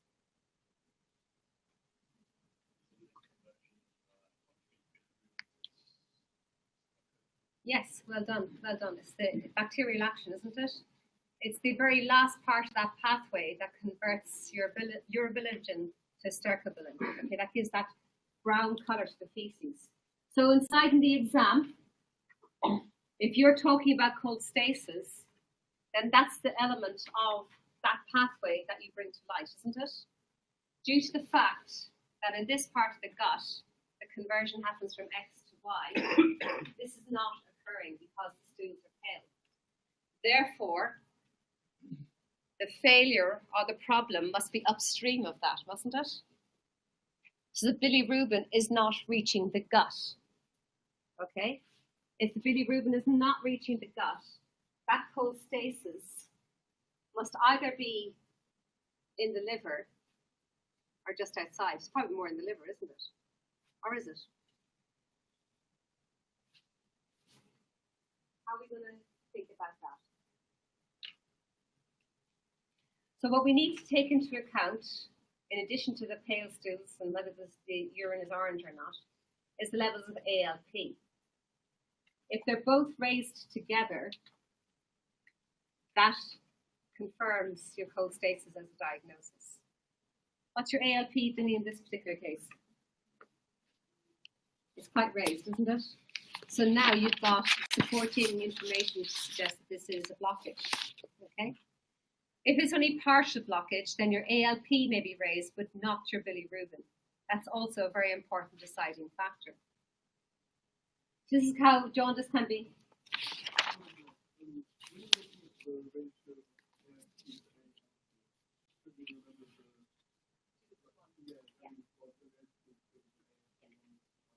Getting on the enzymes now in 2 seconds. Hola, so I'll tell you in 2 minutes, but quick question. So I was just asking about the ratio of the enzymes, and it's important to note. But this is a good way of trying to differentiate between prehepatic, intrahepatic, and extrahepatic jaundice, or cholestatic jaundice. So we've ruled out the prehepatic. There's no evidence of hemolytic or no evidence of Gilbert syndrome. Do we think there's evidence of a toxic ingestion? Yeah. What's the toxic ingestion step? Alcohol, isn't it? We think there might be a toxin there, right? Because alcohol is a toxin, isn't it? So there is evidence of that. Is there evidence of infection?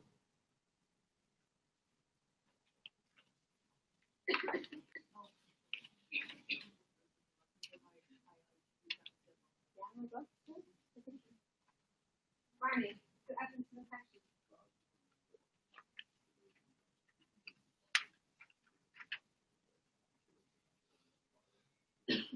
Okay, so if you were thinking somebody had a viral infection, what would you expect to see also in the clinical history? If I had an infection by a virus or a cold, what else would I be doing? Huh? Yeah. I'd have a fever probably, yeah?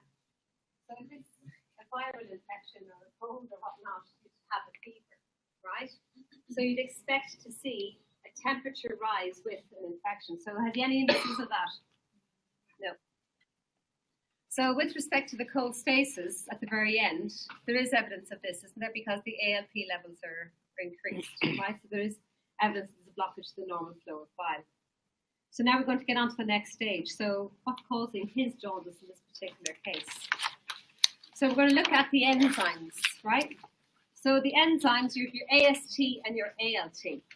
Now, these two particular enzymes, they are non-specific enzymes because they're found not just in the liver, but they're also found in the muscle, very high levels present in the muscle, and also in the kidneys.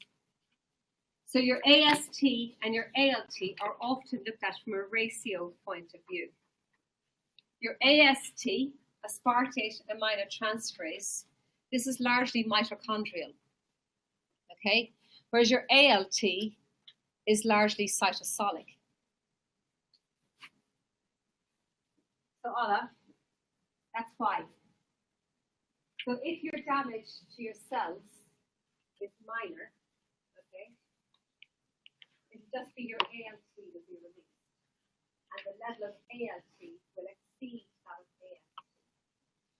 So the ratio of ALT to AST will be higher. If the cells have been completely destroyed, you get necrosis. Your AST will be So that ratio is indicative of injury versus necrosis. So injury is where your ALT is greater than your AST, and necrosis is where your AST is greater than your ALT. I'll say that again. So in the cell, you have your ALT and your AST. Yeah? These two particular enzymes are aminotransferases.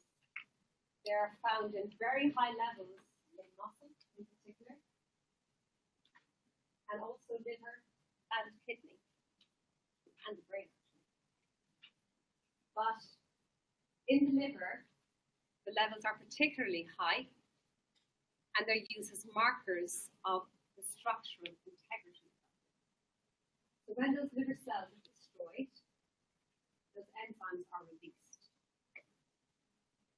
Now, if it's liver injury, then your ALT levels will be high. Yeah? But if it's liver necrosis, your mitochondria will also be damaged. Yeah? So that AST is also now released. So you have your AST and your ALT in the system.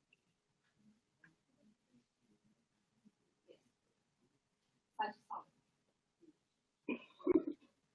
So if the levels of ALT exceed that of AST, that is considered liver injury.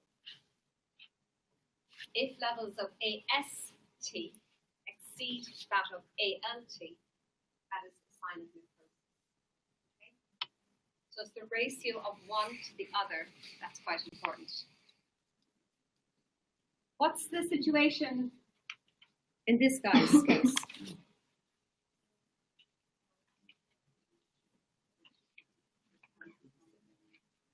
Yes, well done, Joanna.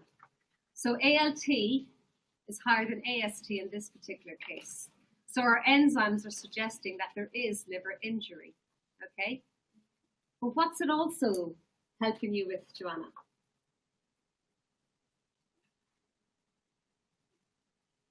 It's awful that I'm taking you. You're doing so well, though. No problem, Joanna? Siobhan? Huh? No, I think you're right. They're non-specific markers, but think about them. Are they raised? Yes. What does that suggest? Is it injury or is it necrosis? Injury. So the cells are injured, aren't they? So do you think the cholestasis is intrahepatic or extrahepatic? Intrahepatic, right? So now your enzymes, that's what they're telling you, isn't it? They are telling you that your liver cells are damaged, they're injured. Therefore, the cholestasis, the source of that blockage, is more likely the liver rather than an extrahepatic cause, such as, we say, for example, a tumor or so.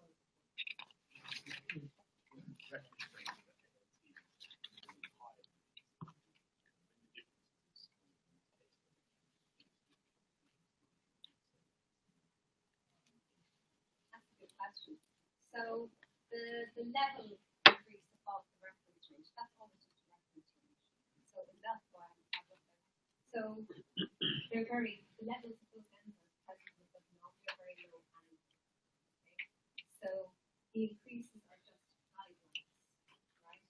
So normally speaking, we expect to see very low increases in either alcoholic disease or cholestasis. Okay, in both of those. So in this particular chap's case, there's definite evidence of cholestasis, right? There's blockage without a doubt. Because he's got pale stools, and because both ALT and bilirubin are high, it's more than likely complete blockage. Okay? Now, in this particular case, because it's the ratio you're looking at, that will tell you the extent of it's more likely he hasn't gone to cirrhosis because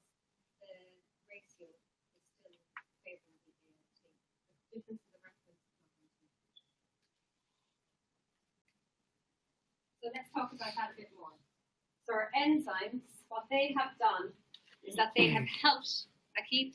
Yeah, so I was just going to ask that, because obviously in this case, for example, the ALT is not that much high compared to ALT. I mean, yeah, although we have said, yeah, ALT is higher than AST, so this is, this sort of damage. But like, where's the boundary line? Like, where do we say, okay, it needs to be this much higher before we can, draw a conclusion from it? Yeah. So what you've got to be mindful of, right? All of these tests are indicators. They are not hard and fast. There is not one solitary clinical biochemistry test out there, to my knowledge, that you can put heart and soul and go, yeah, that's definitely it. I am absolutely certain about this.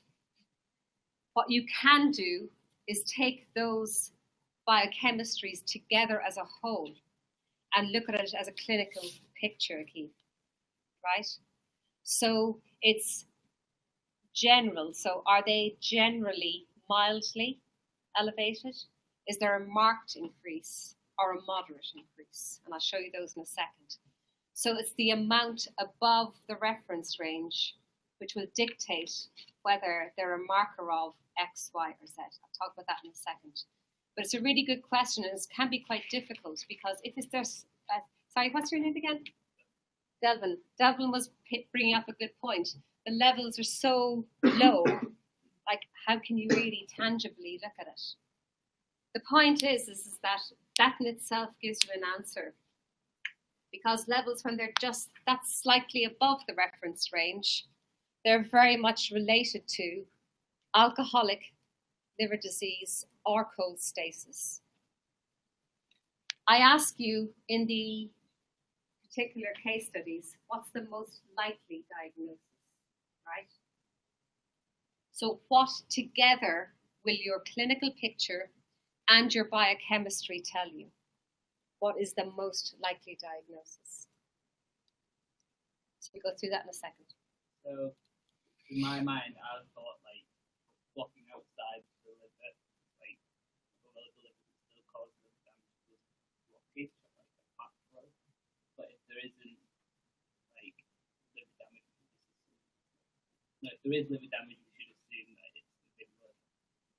Either way it is. So either way your liver is damaged. So either way, those enzymes are up because the hepatocytes have an injury. But to say what exactly is causing that injury, the case study shows that he's a moderate drinker. Okay? So in that particular case, the only evidence you have is that it's likely to be alcoholic liver disease with secondary cholestasis. Right?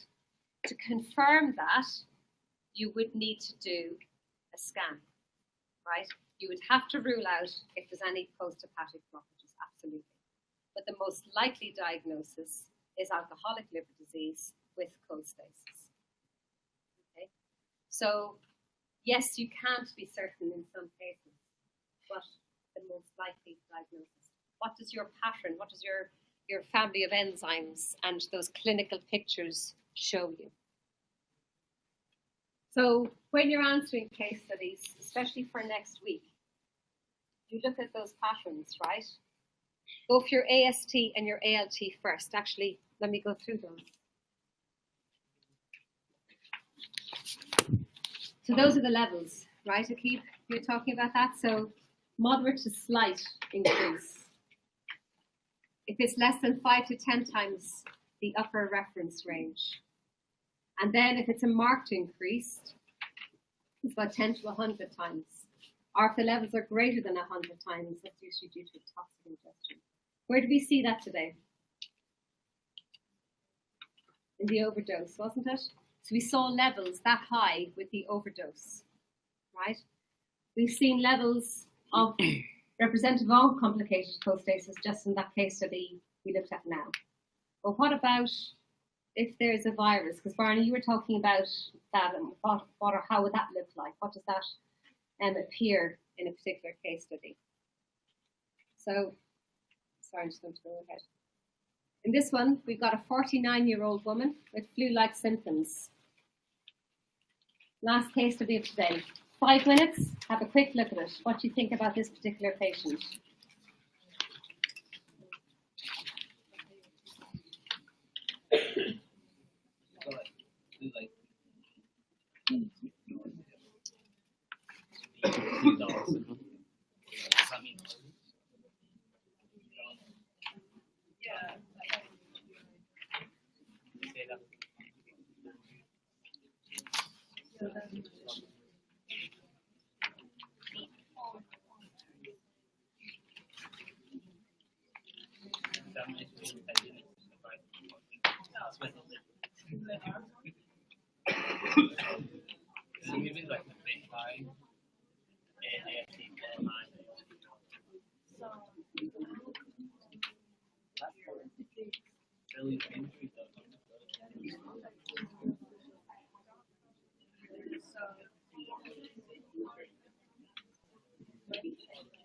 What do you think? I think it's to do Acute. influenza-like symptoms, so it must be a viral or bacterial infection. Yeah. And that she has a dark urine colour, so that's to do with the Enam. Enam. Enam, yeah. Be prepared. You can ask oh shit. I should have said Anne.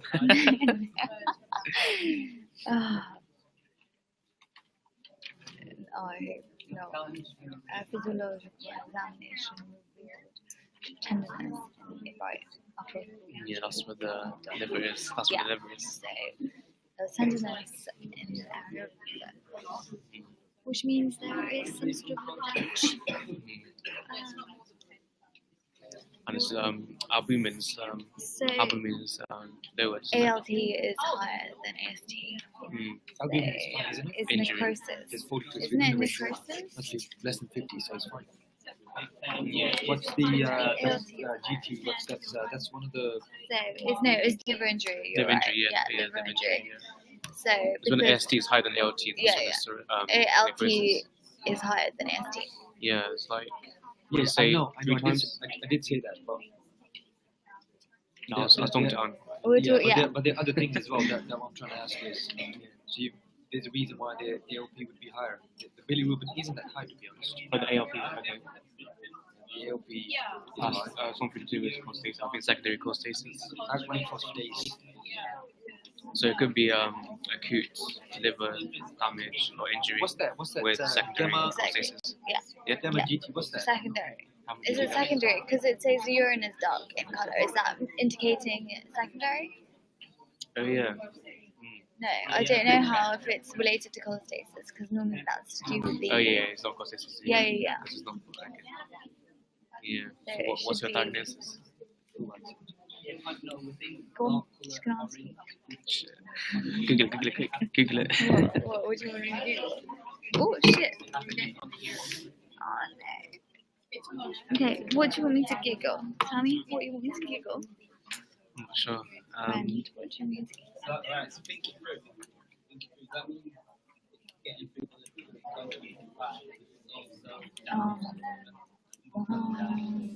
Oh yeah, urine. Dark urine, liver.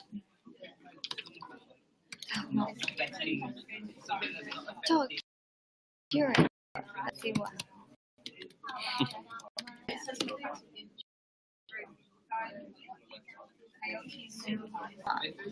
It's due with bilirubin excretion, so there's more of it. I think you guys are doing okay right Yeah, now. we're doing okay. Just looking at the gamma GT, I couldn't find it. I think I saw it somewhere. Yes, I skipped through that slide of neutralizing factor. Yeah, I As saw it the somewhere. gamma glutamyltransferase heap, so it's basically a juice with alcohol. Oh, Which one are you referring to? The gamma. something Okay. glucose transferase or something induced Yeah. with alcohol. Okay.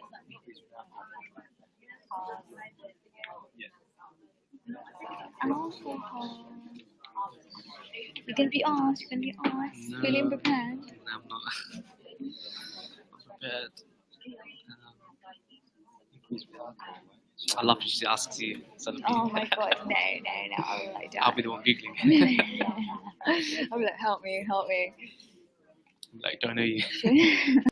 I'll be like, oh, can we do it together? No, don't do that. Yeah, I'm literally gonna drag it with it. No joke. Did you put X on your name? No. You didn't? Why I would didn't. I? I didn't. Do you like talking? Of course I like talking. It's like my best asset. Best skill. The only skill. Only skill, okay. Why are you here? I know. Oh.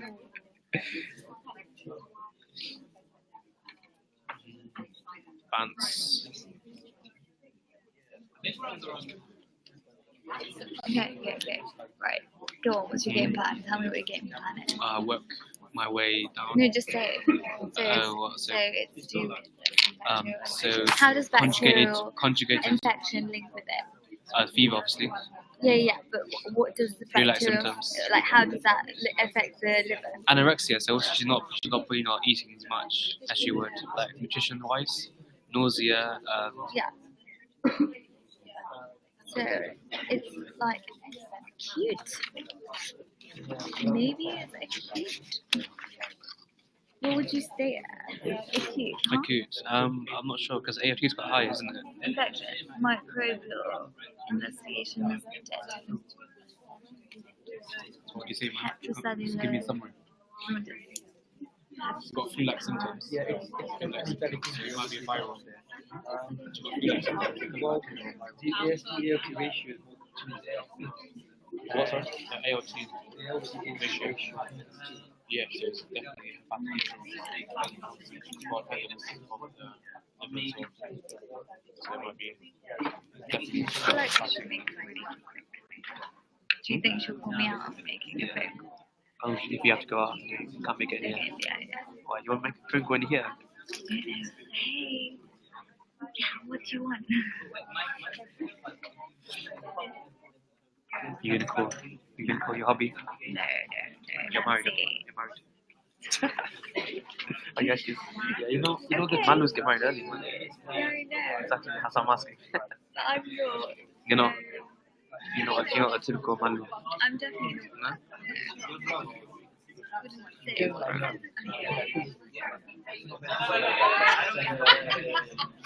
Okay, guys, we better mosey on. So everyone's getting an idea of these particular case studies. So, sorry, what's your name?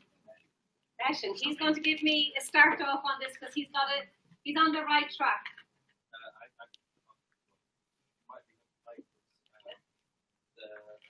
High ALT is higher than AST, and also the urine.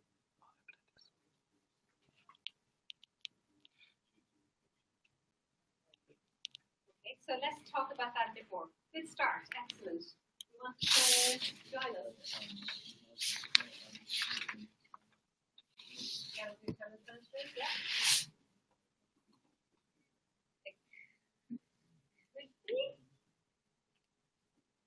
Let's talk about that. So, gamma-glutamyl transferase is often induced by alcohol or by drugs. But it's the only reason why it's induced. But good. Excellent thinking. Do you want to add anything else? So, we talked about the enzymes. We said ALT was greater than AST. What does that indicate? Are you name again? Jonathan. Cell damage, and it's not necrosis. So cell injury versus necrosis, that's the first thing. What else can you do in an exam to get yourself more marks, do you think? Based on those enzymes alone. What else do we know about the enzymes from that slide that I gave you? What do the levels of the enzymes help you to rule out?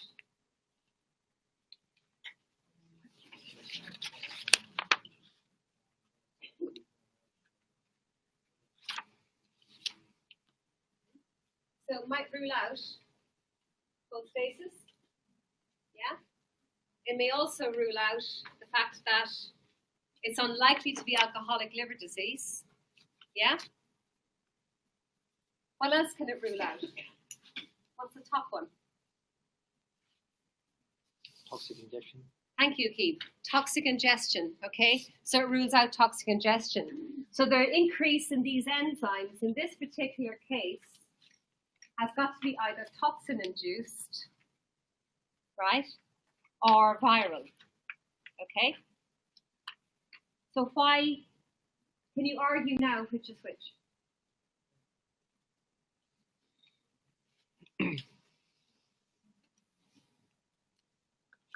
Cameron. Oh no, I got you. Sorry. Sorry, Cameron, you had your shot. Samuel. No, that's okay. Anybody like to tell me how they'd argue the virus? Ruth. Because of the flu-like symptoms, would you feel the Mm-hmm. Ruth is arguing the flu-like symptoms. I like that. So the clinical picture is also giving you some signs and indications that correlates with the biochemistry. Say again?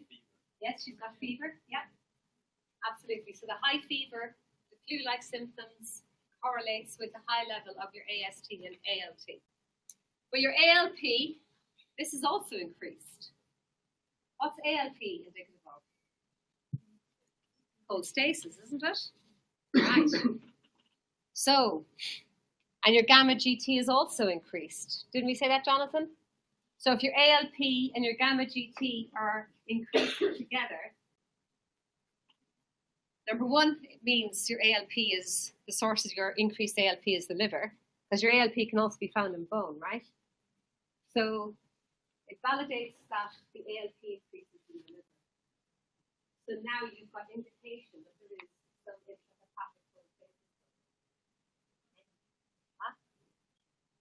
It's partial or is it complete? Do you see any sign of pain in the stool? Not mentioned in the history.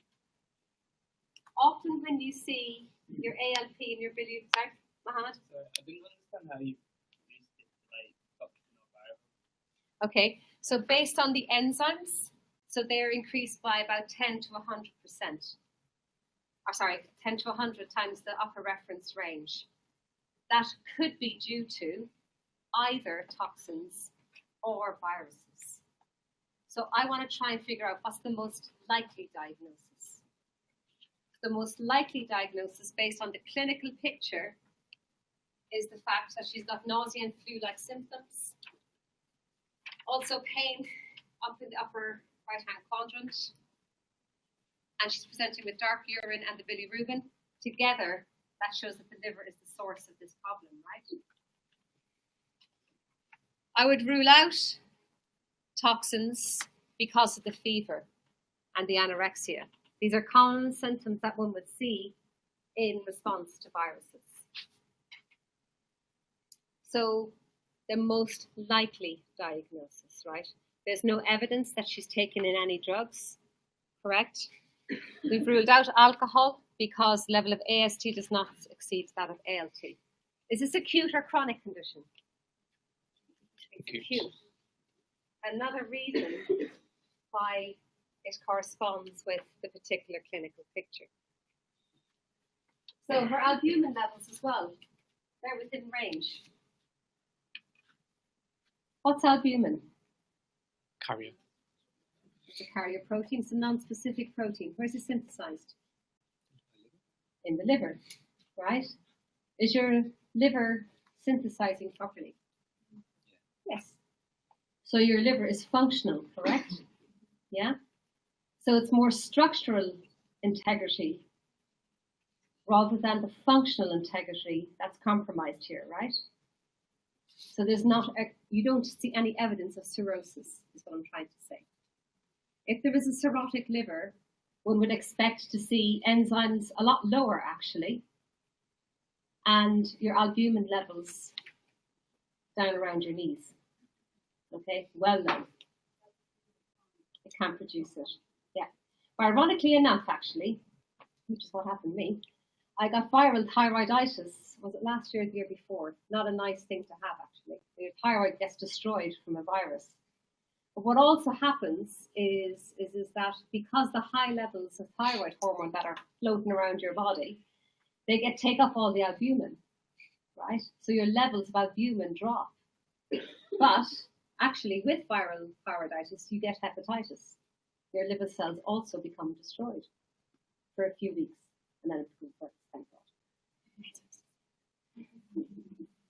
So anyway, acute and chronic forms of hepatitis. Let's have a look at this. So Hep A, B, and C. You talked about this in SBOD at level 2. We talked about paracetamol already and other types of poisonings. Indices are the presence of your AST and your ALT and the ratios of this, what you're going to look at the most. So it can vary in its onset. Normally it's acute in nature, so sudden onset, especially in viral cases. You can have no symptoms, or you can have symptoms like the flu-like symptoms, right? So people with Hep C in particular may be carrying Hep C, but don't have any indication that they are actually carrying it, which is why the biggest problems with Hep C is in later years when they develop chronic hepatitis.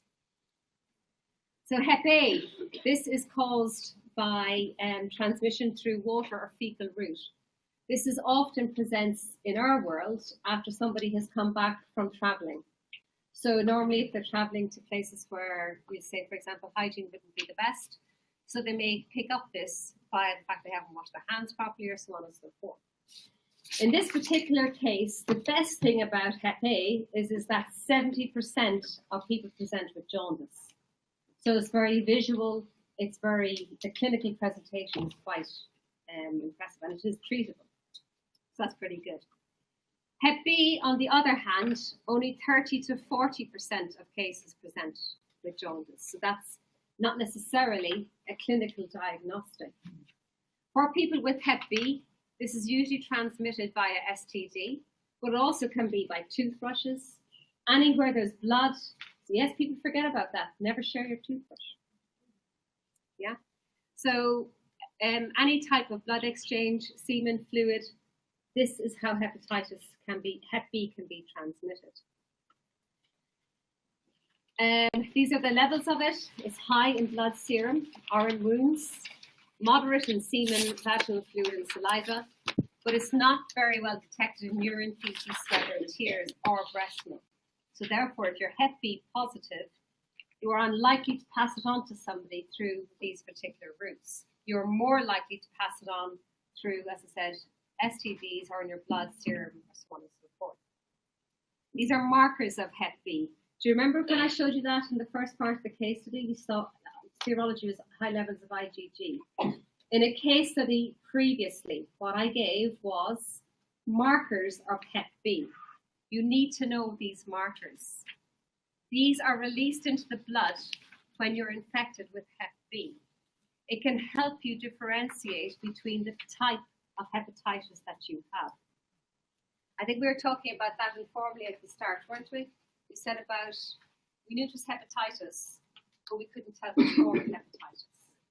But the clinical history, but the serology tests will help you characterize what type of hepatitis it is.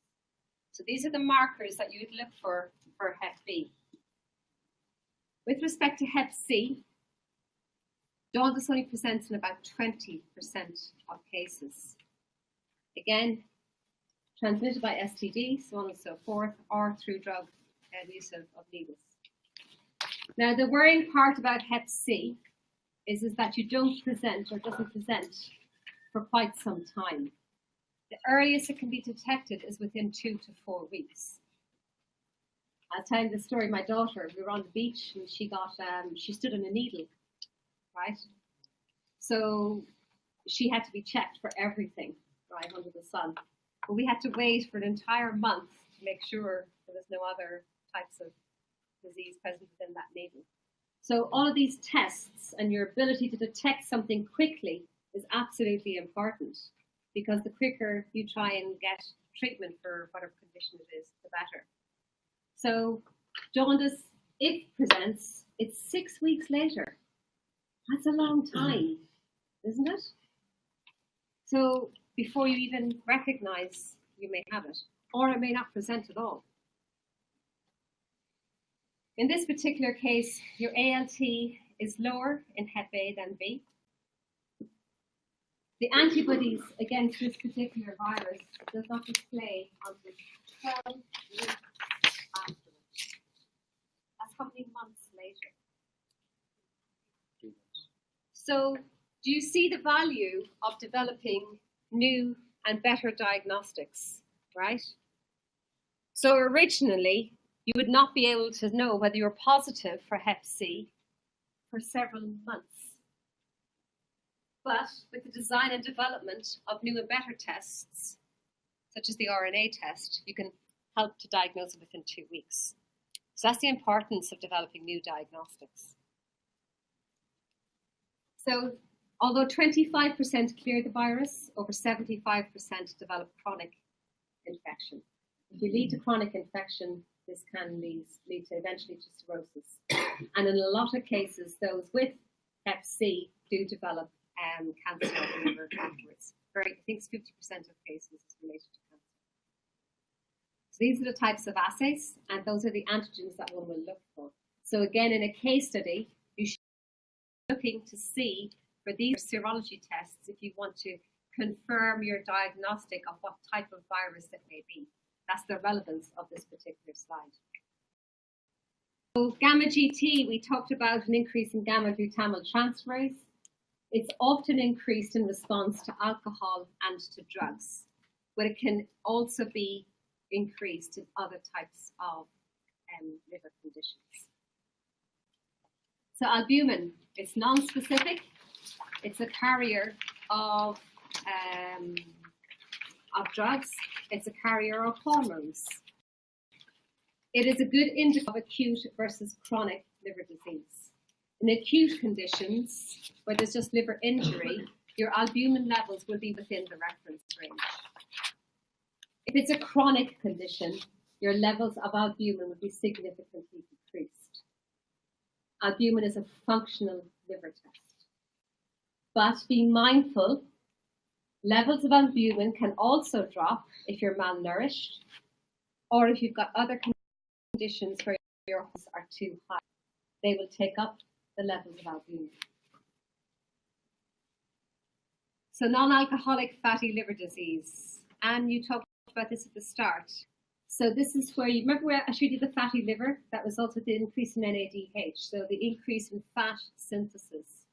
So that increase in fatty liver that occurs, this also occurs in a condition which is associated with type 2 diabetes and obesity. Again, this is part of a poster for some of you guys, but just to acknowledge that's part of the mechanism. It's an important element, and it's an increased risk factor of liver disease in the Western world. So those are the chronic cases. We went through them already, but they're just listed here. With respect to Hep C, this is the fact that it's over 6 months, you get massive inflammation. So this again is through those mechanisms that I showed you with respect to the poisons. You get positive Hep B on the surface if it's Hep B. If it's Hep C, it's got a few months before you can detect those antibodies. Imagine 350 million people worldwide are infected with Hep B. 90 infants infected can become infected with hepatitis B at birth, so it can be transmitted to the child. And 30% of children are infected at age 1 to 5, and 2% of people infected after age 5. That's the numbers we're talking about. So finally, the last type of liver disease that I'm just going to briefly mention is liver. Can you see the marks, the dark sections? Liver cancer is usually a secondary condition. It's often there's often primary reasons as to why you've got cancer in other parts of the body. So it's not usually a primary site for cancer unless you've got hepatitis. Then it is associated with the liver. But normally it'll either come from the colon, so we talk about that with LD, so it can transfer, it can metastasize, so it's usually a metastatic condition. But what's interesting about cancer and the liver is that your enzymes may be perfectly normal. The reason being is that you've those parts of the liver that are diseased, but all the rest of the liver is functioning okay. Okay? So your enzymes may not be perturbed. It depends on how severe the liver cancer is. So these are your metabolic liver diseases. So this is why I don't cover this in class. This is the question, right? So your galactosemia is what I'm choosing this year. But you can choose any of these other conditions to compare to your galactosemia. So your galactosemia is your primary condition. That's where 2/3 of your essay should focus on. And the other third should focus on those two other conditions. Okay? So roughly, if we're talking about 50 marks, 30 marks will go for the galactosemia and 10 marks each for these other two conditions. That's it. So you can choose either hemochromatosis or Wilson's or Ray's or the Anderson deficiency. Is that okay? People can ask me questions up above, but I can't mark questions or sample questions. I meant to say to you last week, if you want practice with your exam questions, I'm more than to mark them for you and to give you a feel for how you're doing. It's a good way to get practice for the exams. People have gone from a 2-1 to a first, from a pass to a 2-2 to a 2-1. It makes a difference. Even if it's right up to the last minute, I will mark your exam question. Okay? So if you want to get ahead of the game, have a look at exam questions after, in the next week or so. Get a feel for the type of questions that I ask about the liver. Right? Get a feel for the. Okay? So they're just examples of true liver function tests with fetal body ratio, and these are specialized tests to do with that element. I won't bother them to this. So to your references. So it's this case study, and we've got the other two big case studies. So the one on ecstasy, the very first case study that's at the start of the class, and this case study. So we'll be going through these 3 case studies next week. You need to do these case studies before you come to the tutorial. If you don't, you will be really struggling to engage with the class, and your level of learning will be rock bottom. Okay? So you need to have a look at the case. Even get the pattern. What is it? Right? Look at your patterns of AST, how it relates to ALP and bilirubin. Okie dokie. Thank you very much, guys. Thank you for your attention. And I'm here for. I didn't finish. I thought I was going to finish earlier. I didn't. I'm here to answer any questions for anybody. Thank you. You said last week that half of the class is going to turn up. Oh yeah. Yeah. Sorry, guys. Tutorials. Has anybody looked at their time this week? Have they halved you automatically or no? They have. Okay. Let's try and timetable. Hopefully that will work. But if it doesn't work, I will have to half you myself. Is that all right? So follow your timetable for next week. So half the class should be here for the first hour and a half. Half the class should be there for the next hour and a half. Thanks, Akita. If anybody wants to look at posters, you can come talk to me.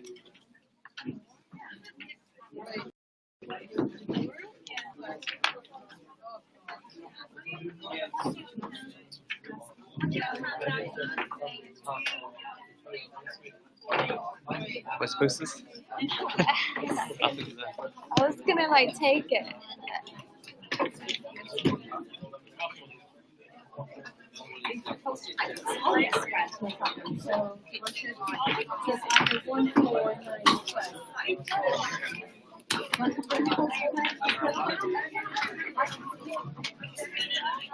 यार मैं सुबह चले गया था लेकिन मेरी जो वो था ना जो लेक्चर था वो इस पे था 3 बजे था अब खत्म हुआ लेक्चर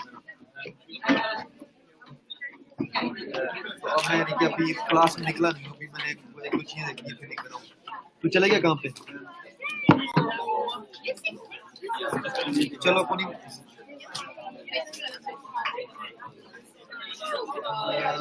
मेरा डाल दे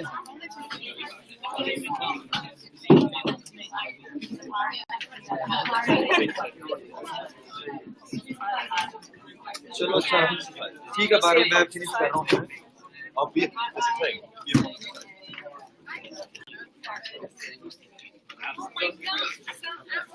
तेरी आवाज नहीं आ रही यार बहुत कम आ रही है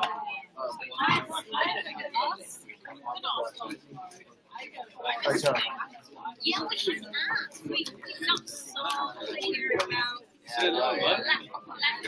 आज चलो मैं देखने को मगर जाऊंगा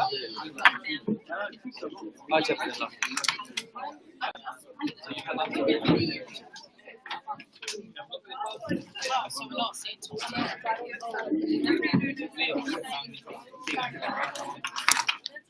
I'll give you 2 seconds for posters. Sorry, plans. Anybody want questions first answered before posters? Okay, for posters, could everyone put their phones away first, please? Thank you very much. So I haven't put the marks here. But what I was trying to do is take a look, right? And see what you think.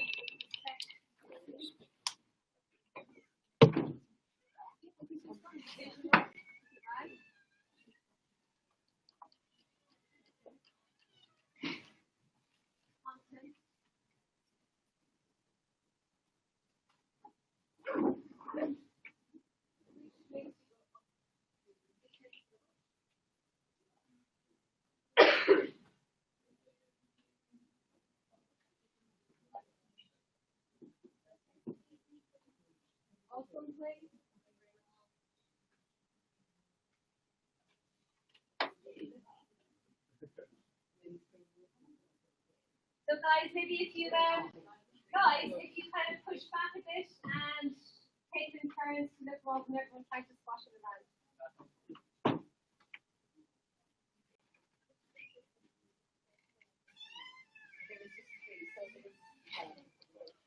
We're going to start, right? We're going to stop.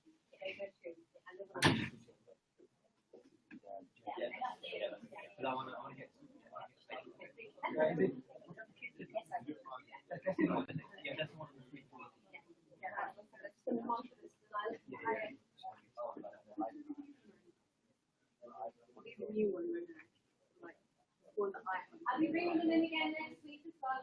Oh, these are just basically so this they blocks it like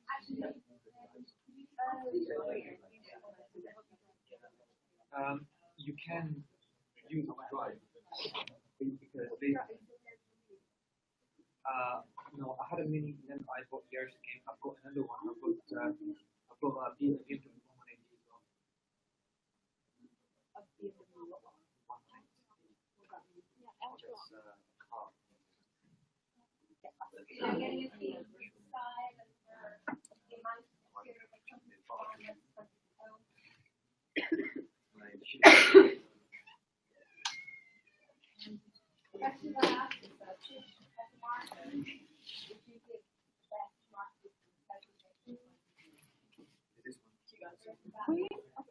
Oh gosh, I was wondering. Yeah, because I don't know. Yeah, but the new years. Last year changed about 5 cars. Oh, cute. Yeah. It's a lot, isn't it?